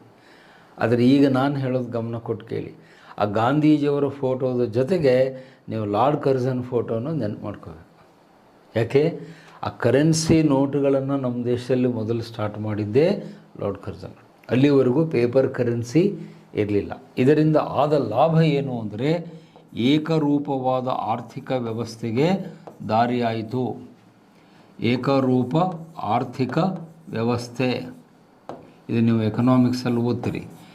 ಏಕರೂಪ ಆರ್ಥಿಕ ವ್ಯವಸ್ಥೆಗೆ ಇದು ನಾಂದಿಯಾಯಿತು, ದಾರಿಯಾಯಿತು. ಏನು ಸರ್ ಅದು ಏಕರೂಪ ಆರ್ಥಿಕ ವ್ಯವಸ್ಥೆ ಅಂದರೆ ಯೂನಿಫಾರ್ಮ್ ಕರೆನ್ಸಿ ಸಿಸ್ಟಮ್. ಮುಂಚೆ ಏನಾಗ್ತಿತ್ತು, ಒಂದು ಪ್ರಾಂತ್ಯದಿಂದ ಇನ್ನೊಂದು ಪ್ರಾಂತ್ಯಕ್ಕೆ ಬೇರೆ ಬೇರೆ ನಾಣ್ಯಗಳನ್ನು ಜನ ಬಳಸ್ತಾಯಿದ್ರು. ಮೈಸೂರು ಪ್ರಾಂತ್ಯದಲ್ಲೊಂದು, ಮರಾಠವಾಡದಲ್ಲೊಂದು, ಉತ್ತರ ಭಾರತದಲ್ಲೊಂದು, ನಿಮ್ಮ ಕೇರಳ ಟ್ರಾವಂಕೂರ್ನಲ್ಲಿ ಒಂದು, ಸ್ವಲ್ಪ ಗೊಂದಲ ಆಗ್ತಾಯಿತ್ತು.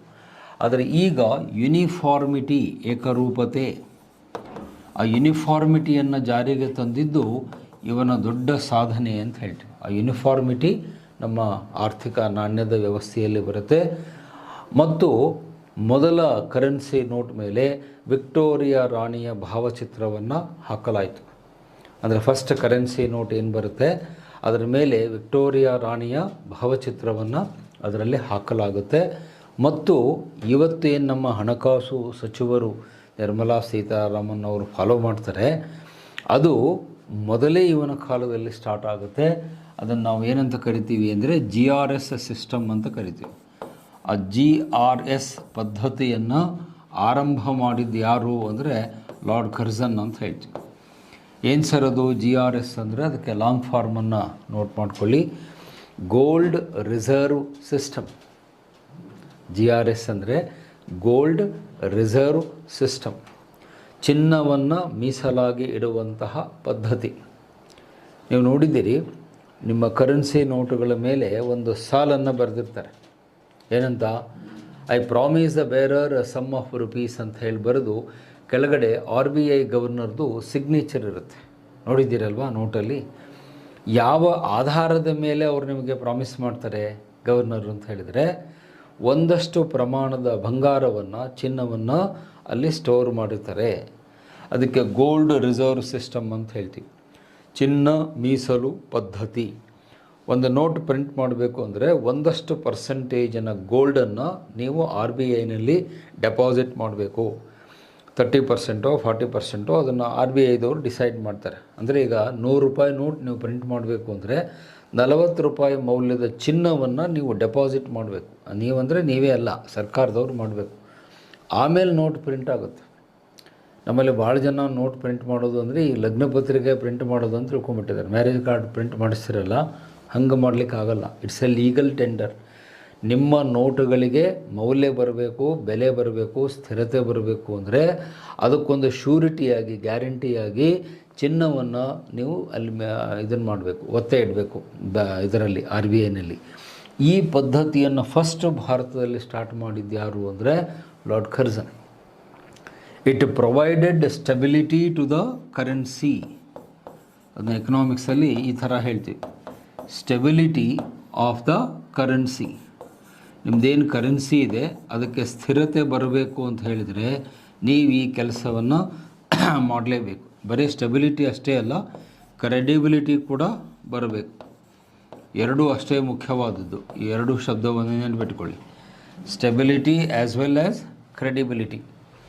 ಸ್ಟೆಬಿಲಿಟಿ ಅಂದರೆ ಸ್ಥಿರತೆ, ಕ್ರೆಡಿಬಿಲಿಟಿ ಅಂದರೆ ನಂಬಲರ್ಹತೆ, ವಿಶ್ವಾಸಾರ್ಹತೆ. ನಿಮ್ಮ ಕರೆನ್ಸಿ ನೋಟಿಗೆ ವಿಶ್ವಾಸಾರ್ಹತೆ ಮತ್ತು ಭದ್ರತೆ ಬರಬೇಕು ಅಂದರೆ ಒಂದಷ್ಟು ಬಂಗಾರವನ್ನು, ಚಿನ್ನವನ್ನು ನೀವೇನು ಮಾಡಬೇಕು, RBIನಲ್ಲಿ ಡೆಪಾಸಿಟ್ ಮಾಡಬೇಕು.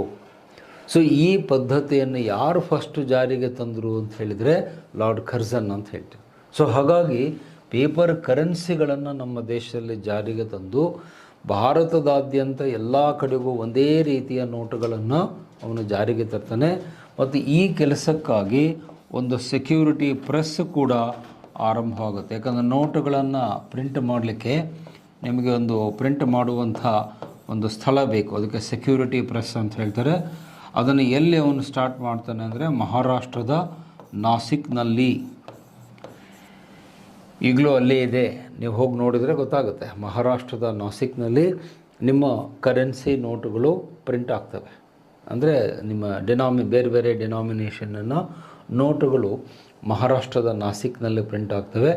ಇನ್ನು ಕೆಲವು ನೋಟುಗಳು ನಮ್ಮ ಮೈಸೂರಲ್ಲೂ ಕೂಡ ಪ್ರೆಸ್ ಇದೆ, ಅದಕ್ಕೆ ಸೆಕ್ಯೂರಿಟಿ ಪ್ರೆಸ್ ಅಂತಾರೆ. ನೀವು ಮತ್ತು ಅವಸರದಲ್ಲಿ ಎಕ್ಸಾಮ್ನಲ್ಲಿ ಏನು ಬರಿಬೇಡ್ರಿ, ಪ್ರಿಂಟಿಂಗ್ ಪ್ರೆಸ್ ಅನ್ಬೇಡ್ರಿ. ಪ್ರಿಂಟಿಂಗ್ ಪ್ರೆಸ್ ಬೇರೆ, ಅದು ನಿಮ್ಮ ಲಗ್ನ ಪತ್ರಿಕೆ ಪ್ರಿಂಟ್ ಮಾಡಲಿಕ್ಕೆ ಪ್ರಿಂಟಿಂಗ್ ಪ್ರೆಸ್ ಅಂತಾರೆ. ಇಲ್ಲಿ ನೋಟುಗಳನ್ನು ಪ್ರಿಂಟ್ ಮಾಡುವುದಕ್ಕೆ ಏನನ್ನಬೇಕು, ಸೆಕ್ಯೂರಿಟಿ ಪ್ರೆಸ್ ಅನ್ಬೇಕು, ಭದ್ರತಾ ಪ್ರೆಸ್ ಅಂತ ಕರಿತೀವಿ. ಅಲ್ಲಿ ಕರೆನ್ಸಿ ನೋಟುಗಳು ಪ್ರಿಂಟ್ ಆಗ್ತವೆ. ಆ ಕರೆನ್ಸಿ ನೋಟುಗಳನ್ನು ಪ್ರಿಂಟ್ ಮಾಡುವ ವ್ಯವಸ್ಥೆ ಕೂಡ ಲಾರ್ಡ್ ಕರ್ಜನ್ನನ ಕಾಲದಲ್ಲಿ ಬರುತ್ತೆ. ಹಾಗಾಗಿ ಅವನನ್ನು ನಾವು ಏನಂತ ಕರಿತೀವಿ, father of paper currency in India. ಭಾರತದಲ್ಲಿ ಪೇಪರ್ ಕರೆನ್ಸಿಯ ಪಿತಾಮಹ ಅಂತ ಹೇಳ್ತೀವಿ. ಇವತ್ತು ನಮ್ಮ ಕೈಯಲ್ಲಿ ನೋಟುಗಳನ್ನು ಹಿಡಿದಾಗ ನಮಗೆ ಲಾರ್ಡ್ ಕರ್ಜನ್ ನೆನಪಾಗ್ತಾನೆ. ಅದಕ್ಕೂ ಮುಂಚೆ ನಾವು ನಾಣ್ಯಗಳನ್ನು ಬಳಸ್ತಾ ಇದ್ವಿ. ಮತ್ತು ಇನ್ನೂ ನಮ್ಮ ದೇಶದ ಕೆಲವು ಪ್ರದೇಶದಲ್ಲಿ ಏನು ಮಾಡಿದರು, ಬಾರ್ಟರ್ ಸಿಸ್ಟಮ್ ಇತ್ತು. ನಿಮಗೆಲ್ಲ ಗೊತ್ತಿದೆ, ಇದನ್ನು ಹಿಂದೆ ಇತಿಹಾಸದ ಹಿಂದಿನ ತರಗತಿಗಳಲ್ಲಿ ಓದಿರ್ತೀರಿ. ಬಾರ್ಟರ್ ಸಿಸ್ಟಮ್ ನಮ್ಮ ದೇಶದಲ್ಲಿ ಜಾರಿಯಲ್ಲಿತ್ತು. ಏನದು ಬಾರ್ಟರ್ ಸಿಸ್ಟಮ್ ಅಂದರೆ ಏನು ಅಂತ ನಿಮಗೆಲ್ಲ ಗೊತ್ತಿದೆ. ವಿನಿಮಯ ಪದ್ಧತಿ, ವಸ್ತುಗಳನ್ನು ವಸ್ತುಗಳಿಗೆ ವಿನಿಮಯ ಮಾಡೋದು, ಸೇವೆಗಳನ್ನು ಸೇವೆಗಳಿಗೆ ವಿನಿಮಯ ಮಾಡೋದು, exchange of goods and services, ಅದಕ್ಕೆ ಬಾರ್ಟರ್ ಸಿಸ್ಟಮ್ ಅಂತ ಹೇಳ್ತೀವಿ. ನಮ್ಮ ದೇಶದಲ್ಲಿ ಬಾರ್ಟರ್ ಸಿಸ್ಟಮ್ ಜಾರಿಯಲ್ಲಿತ್ತು. ಆದರೆ ಇನ್ನು ಮೇಲೆ ಕರ್ಜನ್ ನೋಟುಗಳನ್ನು ಜಾರಿಗೆ ತಂದ ಮೇಲೆ ಈ ಬಾರ್ಟರ್ ಸಿಸ್ಟಮ್ ಏನಾಗುತ್ತೆ, ಹೊರಟು ಹೋಗುತ್ತೆ. ಇದರ ಜಾಗದಲ್ಲಿ ನೋಟುಗಳು, ಕರೆನ್ಸಿ ನೋಟುಗಳು ಬಳಕೆಯಾಗ್ತವೆ. ಜನ ನೋಟ್ಸ್ಗಳನ್ನು ಬಳಸುವುದಕ್ಕೆ ಆರಂಭಿಸ್ತಾರೆ. ಸೊ ಇದು ಕರ್ಜನ್ನನ ಇನ್ನೊಂದು ಮಹತ್ವವಾದ ಕೊಡುಗೆ. ಸೊ ಇವತ್ತಿಗೂ ನಾವು ಅವನ ಈ ಒಂದು ಕ್ರಮಕ್ಕೆ ಆಭಾರಿಯಾಗಿದ್ದೇವೆ. ಆ ಕರೆನ್ಸಿ ನೋಟುಗಳನ್ನು ನಮ್ಮ ದೇಶದಲ್ಲಿ ಅವನು ಜಾರಿಗೆ ತರ್ತಾನೆ. ಮತ್ತು ಚಿನ್ನ ಮೀಸಲಾತಿ ಪದ್ಧತಿಯ ಮೂಲಕ ನಿಮ್ಮ ಕರೆನ್ಸಿ ನೋಟಿಗೆ ಸ್ಥಿರತೆಯನ್ನು ಮತ್ತು ವಿಶ್ವಾಸಾರ್ಹತೆಯನ್ನು ತುಂಬುವಲ್ಲಿ ಅವನು ಮುಖ್ಯ ಪಾತ್ರವನ್ನು ವಹಿಸಿದ ಅಂತ ನಾವು ಹೇಳಬೇಕಾಗುತ್ತೆ. ಮುಂದೆ ಆ ಬ್ರಿಟಿಷರ ಆಳ್ವಿಕೆ ಮುಗಿದ ಮೇಲೆ ಈ ಜವಾಬ್ದಾರಿಯನ್ನು ಯಾರು ಹೊತ್ಕೊಳ್ತಾರೆ, RBI, ರಿಸರ್ವ್ ಬ್ಯಾಂಕ್ ಆಫ್ ಇಂಡಿಯಾದವರು 1935ಇಂದ ಈ ಜವಾಬ್ದಾರಿಯನ್ನು ವಹಿಸಿಕೊಳ್ತಾರೆ. ಓಕೆ, ಸೊ ಇದು ಅವನ ಕಾಲದ ಇನ್ನೊಂದು ಮಹತ್ವದ ಸಾಧನೆ. ಸೊ ಈಗ ನೆಕ್ಸ್ಟು ಮುಂದಿನ ಪಾಯಿಂಟಿಗೆ ನಾನು ಹೋಗ್ತೇನೆ. ಅವನ ಕಾಲದ ಇನ್ನೊಂದು ಮುಖ್ಯವಾದಂಥ ಕಾಯ್ದೆ ಅಂದರೆ protection of ancient monuments act. So ಈ ಕಾಯ್ದೆ ಜಾರಿಗೆ ಬಂದಿದ್ದು 1904ರಲ್ಲಿ. ಅದನ್ನು ಪ್ರಾಚೀನ ಸ್ಮಾರಕಗಳ ಸಂರಕ್ಷಣಾ ಕಾಯ್ದೆ ಅಂತ ಹೇಳ್ತೀವಿ. ಪ್ರಾಚೀನ ಸ್ಮಾರಕಗಳ ಸಂರಕ್ಷಣೆಯ ಕಾಯ್ದೆ. ನೋಡಿ, ಇಲ್ಲಿ ಕರ್ಜನ್ನನ ಕೊಡುಗೆ ಅಪಾರವಾಗಿದೆ ಅಂತ ಹೇಳ್ತೀವಿ. ಏಕೆಂದರೆ ನಮ್ಮ ದೇಶದಲ್ಲಿ ಸಾಕಷ್ಟು ಸ್ಮಾರಕಗಳಿದ್ವು. ಭಾರತ ಅಂದ್ರೇ ಒಂದು ಸ್ಮಾರಕಗಳ ಪರಂಪರೆ ಅಂತ ಹೇಳ್ತೀವಿ. ಸಾಕಷ್ಟಿವೆ. ಸುಮಾರು 2000ಕ್ಕೂ ಅಧಿಕ ಸ್ಮಾರಕಗಳು ನಮ್ಮ ದೇಶದಲ್ಲಿ ಇವೆ, ಭಾರತದಲ್ಲಿವೆ. 2000+. ಅದರಲ್ಲಿ 29 ವರ್ಲ್ಡ್ ಹೆರಿಟೇಜ್ ಸೆಂಟರ್ಗಳಿವೆ. WHC ಅಂತ ಹೇಳ್ತೀವಿ, ವಿಶ್ವ ಪರಂಪರೆ ಕೇಂದ್ರಗಳು. ಇದೆಲ್ಲ ಕರೆಂಟ್ ಅಫೇರ್ಸಲ್ಲಿ ನೀವು ಓದ್ತೀರಿ. ವಿಶ್ವ ಪರಂಪರೆ ಕೇಂದ್ರಗಳು ನಮ್ಮ ದೇಶದಲ್ಲಿ ಇವೆ. ನಮ್ಮ ರಾಜ್ಯದಲ್ಲಿ ಎಷ್ಟಿವೆ? 2 ಇವೆ. ಒಂದು ಹಂಪಿ, ಇನ್ನೊಂದು ಪಟ್ಟದ ಕಲ್ಲು. ಇವೆರಡು ಏನಿವೆ ನಮ್ಮ ರಾಜ್ಯದಲ್ಲಿ ಇರುವಂತಹ ಪರಂಪರೆಯ ಕೇಂದ್ರಗಳು, ಹಂಪಿ ಮತ್ತು ಪಟ್ಟದಕಲ್ಲು. ಇಡೀ ದೇಶದಲ್ಲಿ 29 ಇವೆ ಭಾರತದಲ್ಲಿ.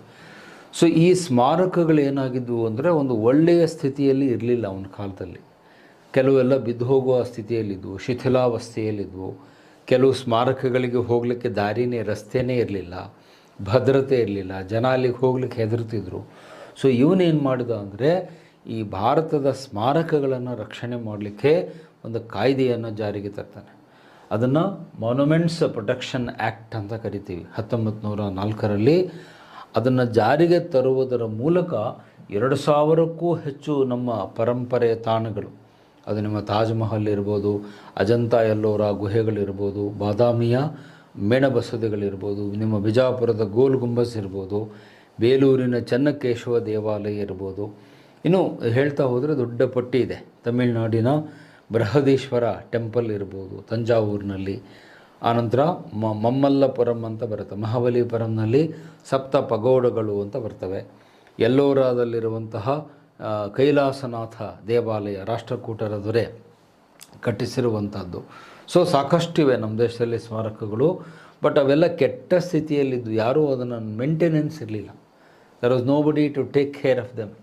ಅದನ್ನು ಮಾಡಲಿಕ್ಕೆ ಇವನೇನು ಮಾಡ್ತಾನೆ, ಒಬ್ಬ ಒಳ್ಳೆಯ ವ್ಯಕ್ತಿಯನ್ನು ಆರ್ಕಿಯಾಲಜಿಕಲ್ ಆಫ್ ಸರ್ವೆ ಆಫ್ ಇಂಡಿಯಾದ ಡೈರೆಕ್ಟ್ರಾಗಿ ನೇಮಕ ಮಾಡ್ತಾನೆ. ಅವನು ಎಷ್ಟು ಒಳ್ಳೆಯ ವ್ಯಕ್ತಿಯನ್ನು ನೇಮಕ ಮಾಡಿದ ಅಂದರೆ ಅವನ ಒಂದು ಕೊಡುಗೆಯನ್ನು ನಾವು ಇವತ್ತಿಗೂ ಕೂಡ ಮರೀಲಿಕ್ಕೆ ಸಾಧ್ಯ ಇಲ್ಲ. ಸರ್ ಜಾನ್ ಮಾರ್ಷಲ್ ಅಂತ ಅವರ ಹೆಸರು, ಅವನ ಹೆಸರನ್ನೇನು ಪೆಟ್ಕೊಳ್ಳಿ.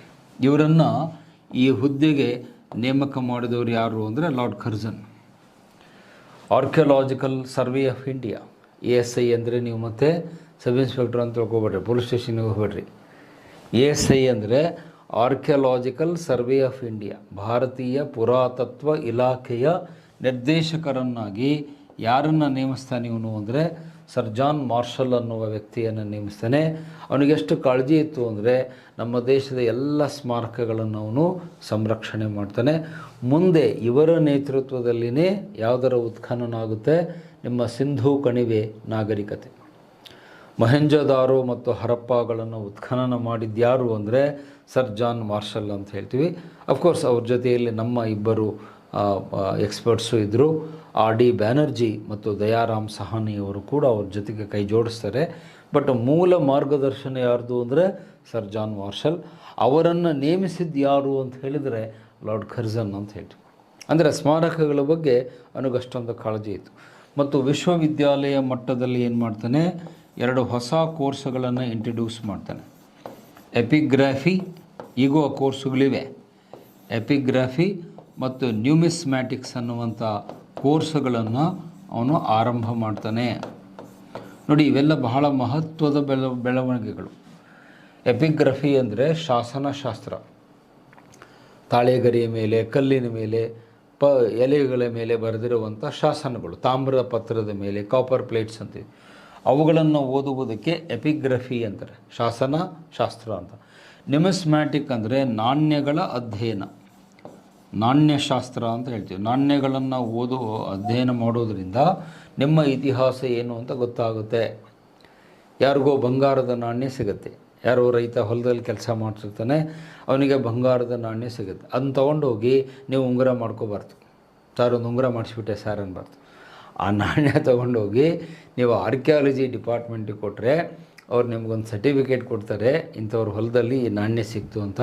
ಅದನ್ನು ಎಕ್ಸ್ಪರ್ಟ್ಸ್ಗಳು ಅಧ್ಯಯನ ಮಾಡಿ ನಮ್ಮ ಇತಿಹಾಸ ಹಿಂದೆ ಏನಿತ್ತು ಅಂತ ಆ ನಾಣ್ಯ ನೋಡಿ ಅವ್ರು ಹೇಳ್ತಾರೆ. ಸೊ ನಿಮಗೇನೇ ಬೆಳ್ಳಿ ಬಂಗಾರ ನೆಲದಲ್ಲಿ ಸಿಕ್ಕರೆ ದಯವಿಟ್ಟು ಅದನ್ನು ಆರ್ಕಿಯಾಲಜಿಕಲ್ ಸರ್ವೆ ಅವ್ರಿಗೆ ಕೊಡಬೇಕು. ಅದನ್ನು ನೀವು ಬಂಗಾರದ ಅಂಗಡಿಗೆ ಹೋಗಿ ಬೆಳ್ಳಿ ಚೈನ್ ಮಾಡ್ಕೊಂಡು ಅಡ್ಡಾಡಬೇಡ್ರಿ, ನಮ್ಮ ಇತಿಹಾಸ ಹಾಳಾಗೋಗುತ್ತೆ. ಅಲ್ಲಿ ಕರ್ಜನ್ನ ಒಂದು ಮಾತು ನೆನಪಾಗುತ್ತೆ. ಏನು ಹೇಳ್ತಾನೆ ಅವ್ನು ಗೊತ್ತಾ, monuments are the symbol of the heritage of A nation ಅಂತ ಹೇಳ್ತಾನೆ. ಆ ಕೊಟೇಶನ್ ನೋಟ್ ಮಾಡಿ. ಲಾರ್ಡ್ ಕರ್ಜನ್ ಹೇಳ್ತಾನೆ, monuments are the symbol of the heritage of A nation. ಒಂದು ರಾಷ್ಟ್ರದ ಪರಂಪರೆಯ ಪ್ರತೀಕಗಳು ಯಾವುದು ಅಂದರೆ ಸ್ಮಾರಕಗಳು. ಆ ಸ್ಮಾರಕಗಳನ್ನು ನಾವು ರಕ್ಷಣೆ ಮಾಡಬೇಕು, ಹಾಳು ಮಾಡಬಾರ್ದು. ಭಾರತೀಯರಿಗೆ ಈ ಸ್ಮಾರಕಗಳ ಪ್ರಜ್ಞೆ ಬಹಳ ಕಡಿಮೆ. ನಾನು ಹಿಂದೆ ಅಧಿಕಾರಿಯಾಗಿದ್ದಾಗ ಚಿತ್ರದುರ್ಗ ಕೋಟೆಗೆ ಹೋಗಿದ್ದೆ, ಆ ಮದಕರಿ ನಾಯಕನ ಕೋಟೆ ನೋಡಲಿಕ್ಕೆ. ಆ ಕೋಟೆ ಮೇಲೆಲ್ಲ ನಮ್ಮ ಕಾಲೇಜ್ ಹುಡುಗರುಗಳು ಆ ಕಲ್ಲಲ್ಲಿ ಕೆತ್ತಿರ್ತಾರೆ, ಸಂಜು ವೆಡ್ಸ್ ಗೀತಾ. ನಾವೇನು ಮಾಡ್ಬೇಕು ಅದನ್ನು ನೋಡಿ. ಅಂದರೆ ಆ ಕೋಟೆಯನ್ನು ಕಟ್ಟಿದ ಮದಕರಿ ನಾಯಕನೇ ತನ್ನ ಹೆಸರು ಹಾಕ್ಕೊಂಡಿಲ್ಲ. ಇವು ನಮ್ಮ ಹುಡುಗರು ಅಲ್ಲಿ ತಮ್ಮ ಹೆಸರು ಹಾಕ್ಬಿಟ್ಟು ಕಾಂಟ್ಯಾಕ್ಟ್ ನಂಬರು, ಮೊಬೈಲ್ ನಂಬರು ಬರೆದು ಬಂದಿರ್ತಾರೆ. ಸೊ ಯಾಕೆ ಅದು ನೋಡೋದಕ್ಕೆ ಸ್ವಲ್ಪ ಬೇಸರ ಆಗುತ್ತೆ. ಯಾಕೆಂದರೆ ಸ್ಮಾರಕಗಳನ್ನು ಹಾಳು ಮಾಡಬೇಡಿ. ಸ್ಮಾರಕಗಳ ಮೇಲೆ ಬರೆಯೋದು ಅಥವಾ ಅದನ್ನು ಕದಿಯೋದು ಅಥವಾ ಅದನ್ನು ಡಿಸ್ಫಿಗರ್ಮೆಂಟ್ ಮಾಡೋದು, ಅದರ ಅಂದೆಗೆಡಿಸೋದು ಅದು ಅಪರಾಧ. ASI ಆ್ಯಕ್ಟ್ ಅಡಿಯಲ್ಲಿ 7 ವರ್ಷಗಳ ಜೈಲು ಶಿಕ್ಷೆ ಇದೆ ನೀವು ಯಾವುದಾದ್ರೂ ಸ್ಮಾರಕವನ್ನು ಹಾಳು ಮಾಡಿದರೆ. ಸೊ ಸ್ಮಾರಕಗಳನ್ನು ನಾವು ಗೌರವದಿಂದ ಕಾಣಬೇಕು. ಮತ್ತು ಸ್ಮಾರಕಗಳು ಯಾವಾಗಲೂ ಸೆಕ್ಯುಲರ್ ಆಗಿರ್ತವೆ, ನೆನ್ಪಿಟ್ಕೊಳ್ಳಿ. ಇದನ್ನು ಯಾವಾಗಲೂ ಅವನು ಹೇಳ್ತಾ ಇದ್ದ, ಲಾರ್ಡ್ ಕರ್ಜನ್ನನು ಯಾವಾಗಲೂ ಈ ಮಾತು ಹೇಳ್ತಿದ್ದ, ಮಾನ್ಯುಮೆಂಟ್ಸ್ ಆರ್ ಆಲ್ವೇಸ್ ಸೆಕ್ಯುಲರ್. ನಮ್ಮ ಸ್ಮಾರಕಗಳಿಗೆ ಧರ್ಮದ ಇತಿಮಿತಿ ಇಲ್ಲ. ಅಂದರೆ ಇದು ಮಸೀದಿ ಮುಸಲ್ಮಾನರದ್ದು, ಚರ್ಚು ಕ್ರಿಶ್ಚಿಯನ್ರದ್ದು, ಗುರುದ್ವಾರ ಇದು ಸಿಖ್ಖರದು, ವಿಹಾರ ಚೈತ್ಯ ಇದು ಬೌದ್ಧ ಧರ್ಮದ್ದು, ಹಂಗೆ ಹೇಳುವಂತಿಲ್ಲ. ಸೊ ಯಾವುದೇ ಸ್ಮಾರಕ ಇರಲಿ ಅದು ಸೆಕ್ಯುಲರ್ ಆಗಿರುತ್ತೆ, ಜಾತ್ಯತೀತ ಆಗಿರುತ್ತೆ. ಅದು ಯಾವ ಧರ್ಮಕ್ಕಾದರೂ ಸೇರಿರಲಿ, ಆ ಸ್ಮಾರಕಗಳನ್ನು ನಾವು ಗೌರವಿಸಬೇಕು, ರಕ್ಷಿಸಬೇಕು. ಇದರ ಪ್ರಭಾವ ಎಷ್ಟರ ಮಟ್ಟಿಗಾಯಿತು ಅಂದರೆ, ಮುಂದೆ ಅಂಬೇಡ್ಕರ್ ಅವರು ಸಂವಿಧಾನ ಬರೆದಾಗ ಇವನ ಸಲುವಾಗಿ ಒಂದು ಆರ್ಟಿಕಲನ್ನು ಕ್ರಿಯೇಟ್ ಮಾಡ್ತಾರೆ, ಆರ್ಟಿಕಲ್ 49. ನೀವು DPSP ಓದಬೇಕಾದಾಗ ಇದು ನೆನಪಿಗೆ ಬರುತ್ತೆ. ಆರ್ಟಿಕಲ್ 49 ಏನು ಹೇಳುತ್ತೆ? ರಾಜ್ಯ ನಿರ್ದೇಶಕ ತತ್ವದಲ್ಲಿ ಸ್ಮಾರಕಗಳ ಸಂರಕ್ಷಣೆ ಸರ್ಕಾರದ ಕರ್ತವ್ಯ ಅಂತ ಅಂಬೇಡ್ಕರ್ ಅವರು ಹೇಳ್ತಾರೆ. ಸೊ ಆರ್ಟಿಕಲ್ 49ಅನ್ನು ನಾನೇನಂತ ಹೇಳ್ತೀನಿ ನಿಮಗೆ, ಕರ್ಜನ್ ಆರ್ಟಿಕಲ್. ನಮ್ಮ ಸಂವಿಧಾನದಲ್ಲಿ ಲಾರ್ಡ್ ಕರ್ಜನ್ ಜೀವಂತವಾಗಿದ್ದಾನೆ. ನೀವು ಆ ನಂಬರ್ ಯಾವುದು ಅಂತ ಕೇಳಿದರೆ ಆರ್ಟಿಕಲ್ 49 ಅಂತ ಹೇಳಬೇಕು. ರಾಜ್ಯ ನಿರ್ದೇಶಕ ತತ್ವದಲ್ಲಿ ಸ್ಮಾರಕಗಳನ್ನು ರಕ್ಷಿಸುವುದು ಕೇಂದ್ರ, ರಾಜ್ಯ, ಸ್ಥಳೀಯ ಸರ್ಕಾರಗಳ ಜವಾಬ್ದಾರಿಯಾಗಿದೆ. ನಾಳೆ ಮುಂದೆ ನೀವು ಆಫೀಸರ್ ಆದಾಗ ಇದನ್ನು ನೆನ್ಪಿಟ್ಕೊಳ್ಳಿ. ನೀವೆಲ್ಲೋ ತಹಶೀಲ್ದಾರ್ ಆಗ್ತೀರಿ, DC ಆಗ್ತೀರಿ, AC ಆಗ್ತೀರಿ. ನಿಮ್ಮ ಜಿಲ್ಲೆಯಲ್ಲಿ ಹೋಗಿ ಕೂತಾಗ ಆ ಜಿಲ್ಲೆಯಲ್ಲಿರುವ ಸ್ಮಾರಕಗಳೇನು, ಆ ಸ್ಮಾರಕ ಏನೇ ಇರ್ಬೋದು, ಗುಡಿ ಇರ್ಬೋದು, ಗೋಪುರ ಇರ್ಬೋದು, ಕೋಟೆ ಇರ್ಬೋದು, ಚರ್ಚ್ ಇರ್ಬೋದು, ಮಾಸ್ಕ್ ಇರ್ಬೋದು, ಗುರುದ್ವಾರ ಇರ್ಬೋದು, ಚೈತ್ಯ ಇರ್ಬೋದು, ವಿಹಾರ ಇರ್ಬೋದು, ಇನ್ನು ಯಾವುದೇ ರೂಪದಲ್ಲಿ ಸ್ಮಾರಕ ಯಾವ ರೂಪದಲ್ಲಾದರೂ ಇರಲಿ, ಅದನ್ನು ಕಾಪಾಡುವುದು ನಿಮ್ಮ ಜವಾಬ್ದಾರಿ. ಮತ್ತು ಇಲ್ಲಿ ಇನ್ನೊಂದು ಪಾಯಿಂಟನ್ನು ವಿಶೇಷವಾಗಿ ಗಮನಿಸಬೇಕು. ಈ ಸ್ಮಾರಕಗಳ ಸಂರಕ್ಷಣೆ ಮಾಡಿದ್ರಿಂದ ಟೂರಿಸಮ್ಗೆ ಬಹಳ ದೊಡ್ಡ ಬೆಲೆ ಬರುತ್ತೆ, ಟೂರಿಸಮ್ ಬೆಳವಣಿಗೆ ಆಗುತ್ತೆ. ಇದು ಬಹಳ ಇಂಪಾರ್ಟೆಂಟ್. ನಮ್ಮಲ್ಲಿ ಬಹಳ ಜನ ಇವುಗಳನ್ನು ಗಮನಿಸೋದೇ ಇಲ್ಲ. ಟೂರಿಸಮ್ ಅಂದರೆ ಪ್ರವಾಸೋದ್ಯಮ. ಇವತ್ತು ನಮ್ಮ ದೇಶಕ್ಕೆ ಬಹಳಷ್ಟು ವಿದೇಶಿಯರು ಯಾಕೆ ಬರ್ತಾರೆ? ಟೈಮ್ ಪಾಸಿಗೆ ಬರಲ್ಲ, ಸುಮ್ಮನೆ ಅವ್ರ ದೇಶದಲ್ಲಿ ಹೊತ್ತೋಗಲ್ಲ ಅಂತ ನಮ್ಮ ದೇಶಕ್ಕೆ ಬರಲ್ಲ. ನಮ್ಮ ಭಾರತಕ್ಕೆ ಯಾಕೆ ಬರ್ತಾರೆ ಅಂದರೆ, ಭಾರತದಲ್ಲಿ ಎಷ್ಟೊಂದು ಸ್ಮಾರಕಗಳಿವೆ. ತಾಜ್ ಮಹಲ್ ಇದೆ, ಕೆಂಪು ಕೋಟೆ ಇದೆ, ಕುತುಬ್ ಮಿನಾರ್ ಇದೆ, ಹವಾ ಮಹಲ್ ಅಂತ ಜೈಪುರಲ್ಲಿದೆ, ಜಂತರ್ ಮಂತರ್ ಅಂತ ಡೆಲ್ಲಿಯಲ್ಲಿದೆ. ಇನ್ನು ಹೇಳ್ತಾ ಹೋದರೆ ಅದು ದೊಡ್ಡ ಲಿಸ್ಟ್ ಆಗುತ್ತೆ. ಈಗ ಅದರ ವಿವರಕ್ಕೆ ಹೋಗಲ್ಲ. ಸಾವಿರಾರು ಸ್ಮಾರಕಗಳು ನಮ್ಮ ದೇಶದಲ್ಲಿವೆ. ಅದನ್ನು ನೋಡಲಿಕ್ಕೆ ವಿದೇಶಿಯರು ಬರ್ತಾರೆ, ಫಾರಿನರ್ಸ್ ಬರ್ತಾರೆ. ಬರಬೇಕಾದಾಗ ಅವ್ರ ಜೊತೆಯಲ್ಲಿ ಏನು ತರ್ತಾರೆ? ಸರ್ ಜೊತೆಯಲ್ಲಿ ಬ್ಯಾಗ್ ಹಿಡ್ಕೊಂಬರ್ತಾರೆ ಸರ್ ಅಂದ್ಬಿಡ್ರಿ. ಬ್ಯಾಗ್ ಇರುತ್ತೆ, ಅದು ಬೇರೆ ವಿಚಾರ. ಆದರೆ ಅವ್ರ ಜೊತೆಯಲ್ಲಿ ಏನು ಬರುತ್ತೆ ಅಂದರೆ, ಟೂರಿಸ್ಟ್ಗಳು ಬಂದಾಗ foreign exchange, American dollar, US dollar ಅಂತ ಹೇಳ್ತೀವಿ. ಆ US ಡಾಲರು ನಮ್ಮ ದೇಶಕ್ಕೆ ಅವ್ರ ಜೊತೆಯಲ್ಲಿ ಬರುತ್ತೆ. ಅಮೇರಿಕನ್ ಡಾಲರ್ ಅಂತ ಹೇಳ್ತೀವಿ. ಫಾರಿನ್ ಎಕ್ಸ್ಚೇಂಜ್, ವಿದೇಶಿ ವಿನಿಮಯ ಬರುತ್ತೆ. ಆ ವಿದೇಶಿ ವಿನಿಮಯ ಏನಿದೆ ನಮ್ಮ ದೇಶದ ಆರ್ಥಿಕ ಬೆಳವಣಿಗೆಗೆ ದಾರಿಯಾಗುತ್ತೆ. ಆ ಫಾರಿನ್ ಎಕ್ಸ್ಚೇಂಜ್ ಬರೋದರಿಂದ ನಮ್ಮ ಎಕಾನಮಿ ಗ್ರೋತ್ ಆಗುತ್ತೆ ಮತ್ತು ನಮ್ಮ ಆ ಭಾಗದಲ್ಲಿರುವ ಜನರಿಗೆ ಉದ್ಯೋಗ ಅವಕಾಶ ಸಿಗುತ್ತೆ. ಒಂದು ಟೂರಿಸ್ಟ್ ಪ್ಲೇಸ್ ಇದೆ ಅಂದರೆ ಆ ಸುತ್ತಮುತ್ತಲಿರುವಂಥ ಹಳ್ಳಿಗಳು, ಪ್ರದೇಶಗಳೆಲ್ಲ ಡೆವಲಪ್ ಆಗ್ತವೆ. ಯಾಕಂದರೆ ಟೂರಿಸ್ಟ್ ಬರಲ್ಲಿ ನೀವು ಹೋಟೆಲ್ ಮಾಡ್ತೀರಿ, ಟ್ರಾವೆಲ್ ಏಜೆನ್ಸಿ ಇಡ್ತೀರಿ, ಆಮೇಲೆ ವಸ್ತುಗಳನ್ನು ಮಾರಾಟ ಮಾಡುವ ಮಳಿಗೆಗಳನ್ನು ಇಟ್ಕೊಳ್ತೀರಿ.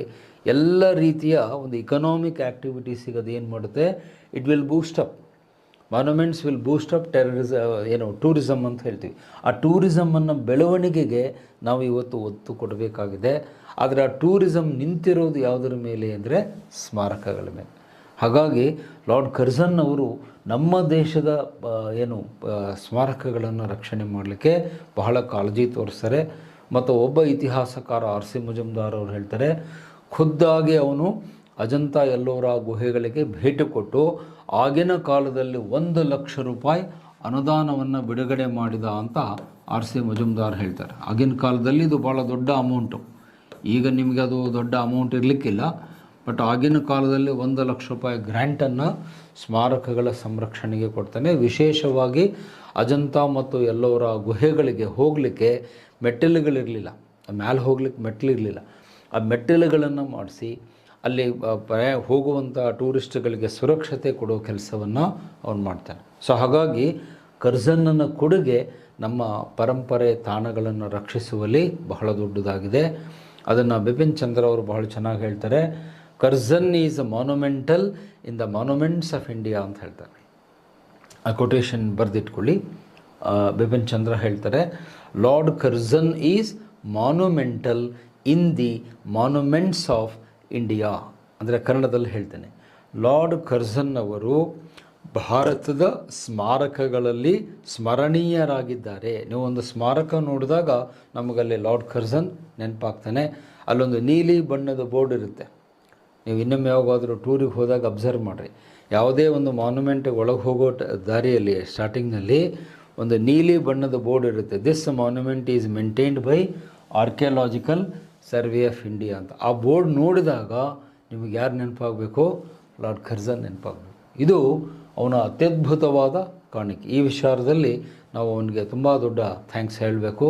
ಇಲ್ಲದೆ ಹೋದರೆ ನಮ್ಮ ದೇಶದ ಸ್ಮಾರಕಗಳು ಹಾಳಾಗಿ ಹೋಗ್ತಿದ್ವು, ಬಿದ್ದು ಹೋಗ್ತಿದ್ವು, ಅವು ಮೇಂಟೆನೆನ್ಸ್ ಇಲ್ಲದೇ ಹಾಳಾಗಿ ಹೋಗ್ತಿದ್ವು. ಆದರೆ ಅವನು ಕಾಳಜಿ ವಹಿಸಿದ್ರಿಂದ ಇವತ್ತು ನಮ್ಮ 2000ಕ್ಕೂ ಹೆಚ್ಚು ಕೇಂದ್ರಗಳು, ಸ್ಮಾರಕಗಳು, 29 ವಿಶ್ವ ಪರಂಪರೆ ಕೇಂದ್ರಗಳು ಸುಸ್ಥಿತಿಯಲ್ಲಿ ಉಳಿದುಕೊಂಡಿವೆ.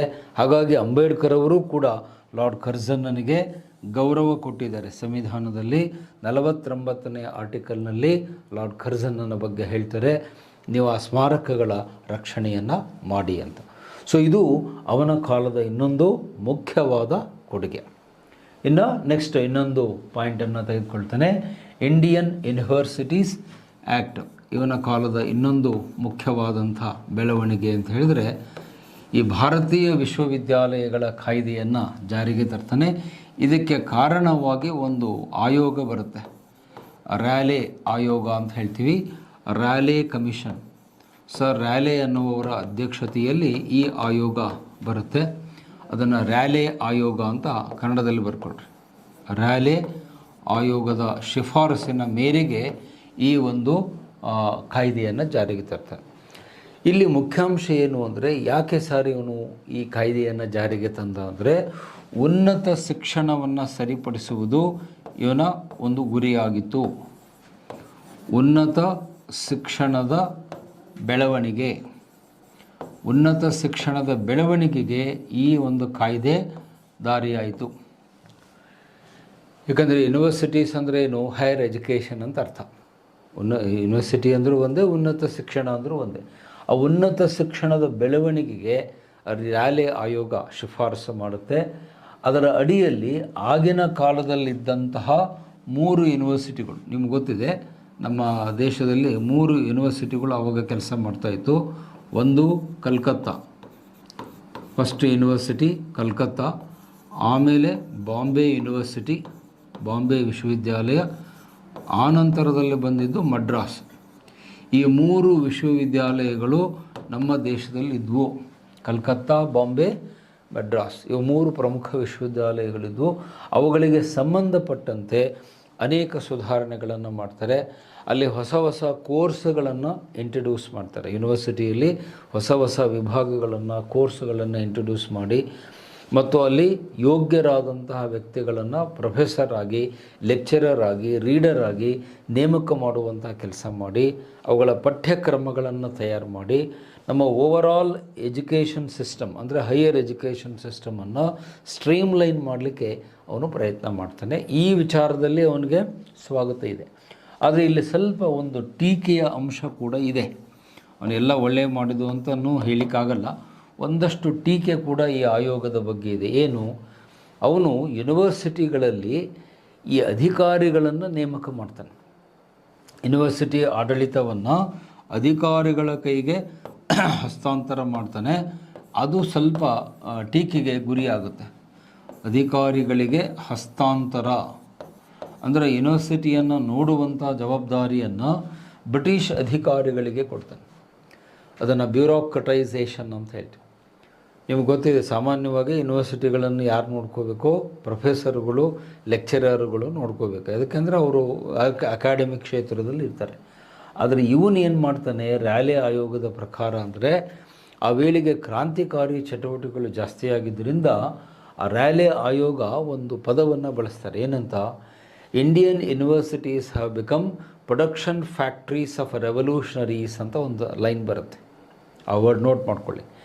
Indian universities have become production factories of revolutionaries ಅಂದರೆ ಕನ್ನಡದಲ್ಲಿ ಭಾರತೀಯ ವಿಶ್ವವಿದ್ಯಾಲಯಗಳು ಕ್ರಾಂತಿಕಾರಿಗಳನ್ನು ಉತ್ಪಾದಿಸುವ ಕಾರ್ಖಾನೆಗಳಾಗಿವೆ ಅಂತ ಆ ರ್ಯಾಲಿ ಆಯೋಗ ಹೇಳುತ್ತೆ. ಸೊ ಈ ಕ್ರಾಂತಿಕಾರಿಗಳನ್ನು ಹತ್ತಿಕ್ಕಲಿಕ್ಕೆ ಅವನೇನು ಮಾಡ್ತಾನೆ, ಆ ಯೂನಿವರ್ಸಿಟಿಯ ಆಡಳಿತವನ್ನು ಅಧಿಕಾರಿಗಳ ಕೈಯಲ್ಲಿ ಕೊಡ್ತಾನೆ. ಇದು ಟೀಕೆಗೆ ಗುರಿಯಾಗುತ್ತೆ. ಯೂನಿವರ್ಸಿಟಿಯನ್ನು ಯಾವತ್ತೂ ಆಫೀಸರ್ ಕೈಯಲ್ಲಿ ಕೊಡಬಾರ್ದು. ನೀವು ಆಫೀಸರಿಗೆ ಕೊಟ್ಟರೆ ಅವ್ರು ಏನು ಮಾಡ್ತಾರೆ, ಯೂನಿವರ್ಸಿಟಿನೂ ಒಂದು ಗೌರ್ಮೆಂಟ್ ಆಫೀಸ್ ಥರ ಮಾಡಿಬಿಡ್ತಾರೆ.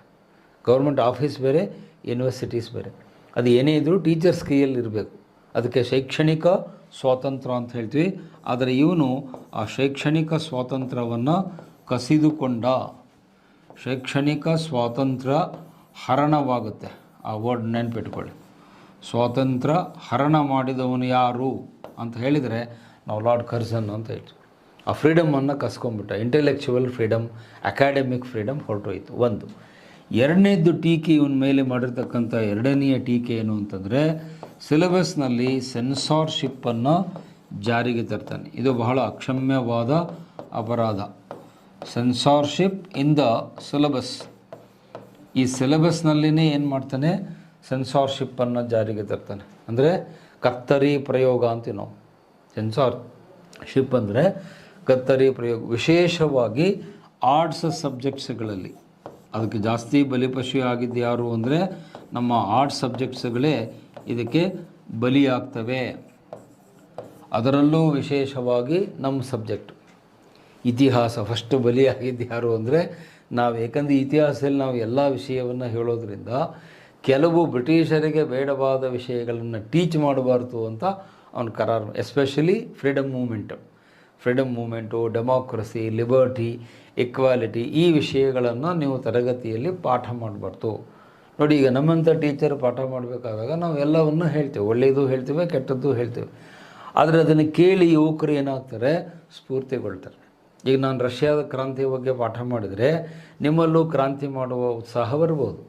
ಫ್ರೆಂಚ್ ಕ್ರಾಂತಿಯ ಬಗ್ಗೆ ನಾನು ಮಾತಾಡಿದರೆ ನಿಮ್ಮಲ್ಲಿ ಯಾರೋ ಒಬ್ಬರು ವಾಲ್ಟೇರೋ, ರೂಸೋ ಆಗಬಹುದು. ಅಮೇರಿಕಾದ ಕ್ರಾಂತಿ ಬಗ್ಗೆ ನಾನು ಪಾಠ ಮಾಡಿದರೆ ನಿಮ್ಮಲ್ಲಿ ಯಾರಾದರೂ ಒಬ್ಬರು ಜಾರ್ಜ್ ವಾಷಿಂಗ್ಟನ್ ಆಗಬಹುದು. ಅಥವಾ ನಮ್ಮ ದೇಶದ ಫ್ರೀಡಮ್ ಮೂಮೆಂಟ್ ಮಾಡಿದರೆ ನಿಮ್ಮಲ್ಲಿ ಯಾರಾದರೂ ಒಬ್ಬರು ಸಂಗೊಳ್ಳಿ ರಾಯಣ್ಣನೋ, ಭಗತ್ ಸಿಂಗೋ, ಚಂದ್ರಶೇಖರ್ ಆಜಾದೋ ಆಗಬಹುದು. ಆಗ್ತೀರಿ ಅಂತಲ್ಲ, ಆಗಬಹುದು. ಆದರೆ ನೀವು ಪಾಠನೇ ಮಾಡಬೇಡಿ ಅಂದರೆ, ಸರ್ ಈ ಸಬ್ಜೆಕ್ಟ್ ನೀವು ಹೇಳಲೇಬೇಡ್ರಿ, ಸಿಲೆಬಸ್ಸಿಂದ ತೆಗೆದು ಹಾಕಿದ್ದೇವೆ ಅಂದರೆ ಭಾಳ ಕಷ್ಟ ಆಗುತ್ತೆ. ಆ ಥರ ಮಾಡಬಾರ್ದು. ಆದರೆ ಈ ಕ್ರಮವನ್ನು ಲಾರ್ಡ್ ಕರ್ಜನ್ ಮಾಡ್ತಾನೆ. ಹಾಗಾಗಿ ಇಲ್ಲಿ ನಾವು ಅವನ್ನ ಟೀಕೆ ಮಾಡ್ತೀವಿ. ಅಂದರೆ ಸಿಲೆಬಸ್ನಲ್ಲಿ ಸೆನ್ಸಾರ್ಶಿಪ್ ತಂದು ಕೆಲವು ವಿಷಯಗಳನ್ನು ಟೀಚ್ ಮಾಡಲೇಬಾರ್ದು, ಮಕ್ಕಳಿಗೆ ಬೋಧಿಸಲೇಬಾರ್ದು ಅನ್ನುವ ರೂಲ್ಸನ್ನು ಯೂನಿವರ್ಸಿಟಿಯಲ್ಲಿ ತರ್ತಾನೆ. ಇದು ಸರಿಯಲ್ಲ. ಯಾಕಂದರೆ ಅಲ್ಲಿ ಶೈಕ್ಷಣಿಕ ಸ್ವಾತಂತ್ರ್ಯ, ಬೌದ್ಧಿಕ ಸ್ವಾತಂತ್ರ್ಯ, ಇಂಟೆಲೆಕ್ಚುವಲ್ ಫ್ರೀಡಮ್ ಅಂತ ಹೇಳ್ತೀವಿ, ಅದನ್ನು ಒಬ್ಬ ಟೀಚರಿಗೆ ಕೊಡಬೇಕು. ಒಬ್ಬ ಟೀಚರ್ ಪಾಠ ಮಾಡಬೇಕಾದಾಗ ಅವರು ಮುಕ್ತವಾಗಿ ಮಾತನಾಡಲಿಕ್ಕೆ ಅವಕಾಶ ಕೊಡಬೇಕು. ನೀವು ಟೀಚರ್ ಮೇಲೆ ರಿಸ್ಟ್ರಿಕ್ಷನ್ ಹಾಕಿದರೆ ಅವರು ಖಂಡಿತ ಪಾಠ ಮಾಡಲಿಕ್ಕೆ ಆಗಲ್ಲ.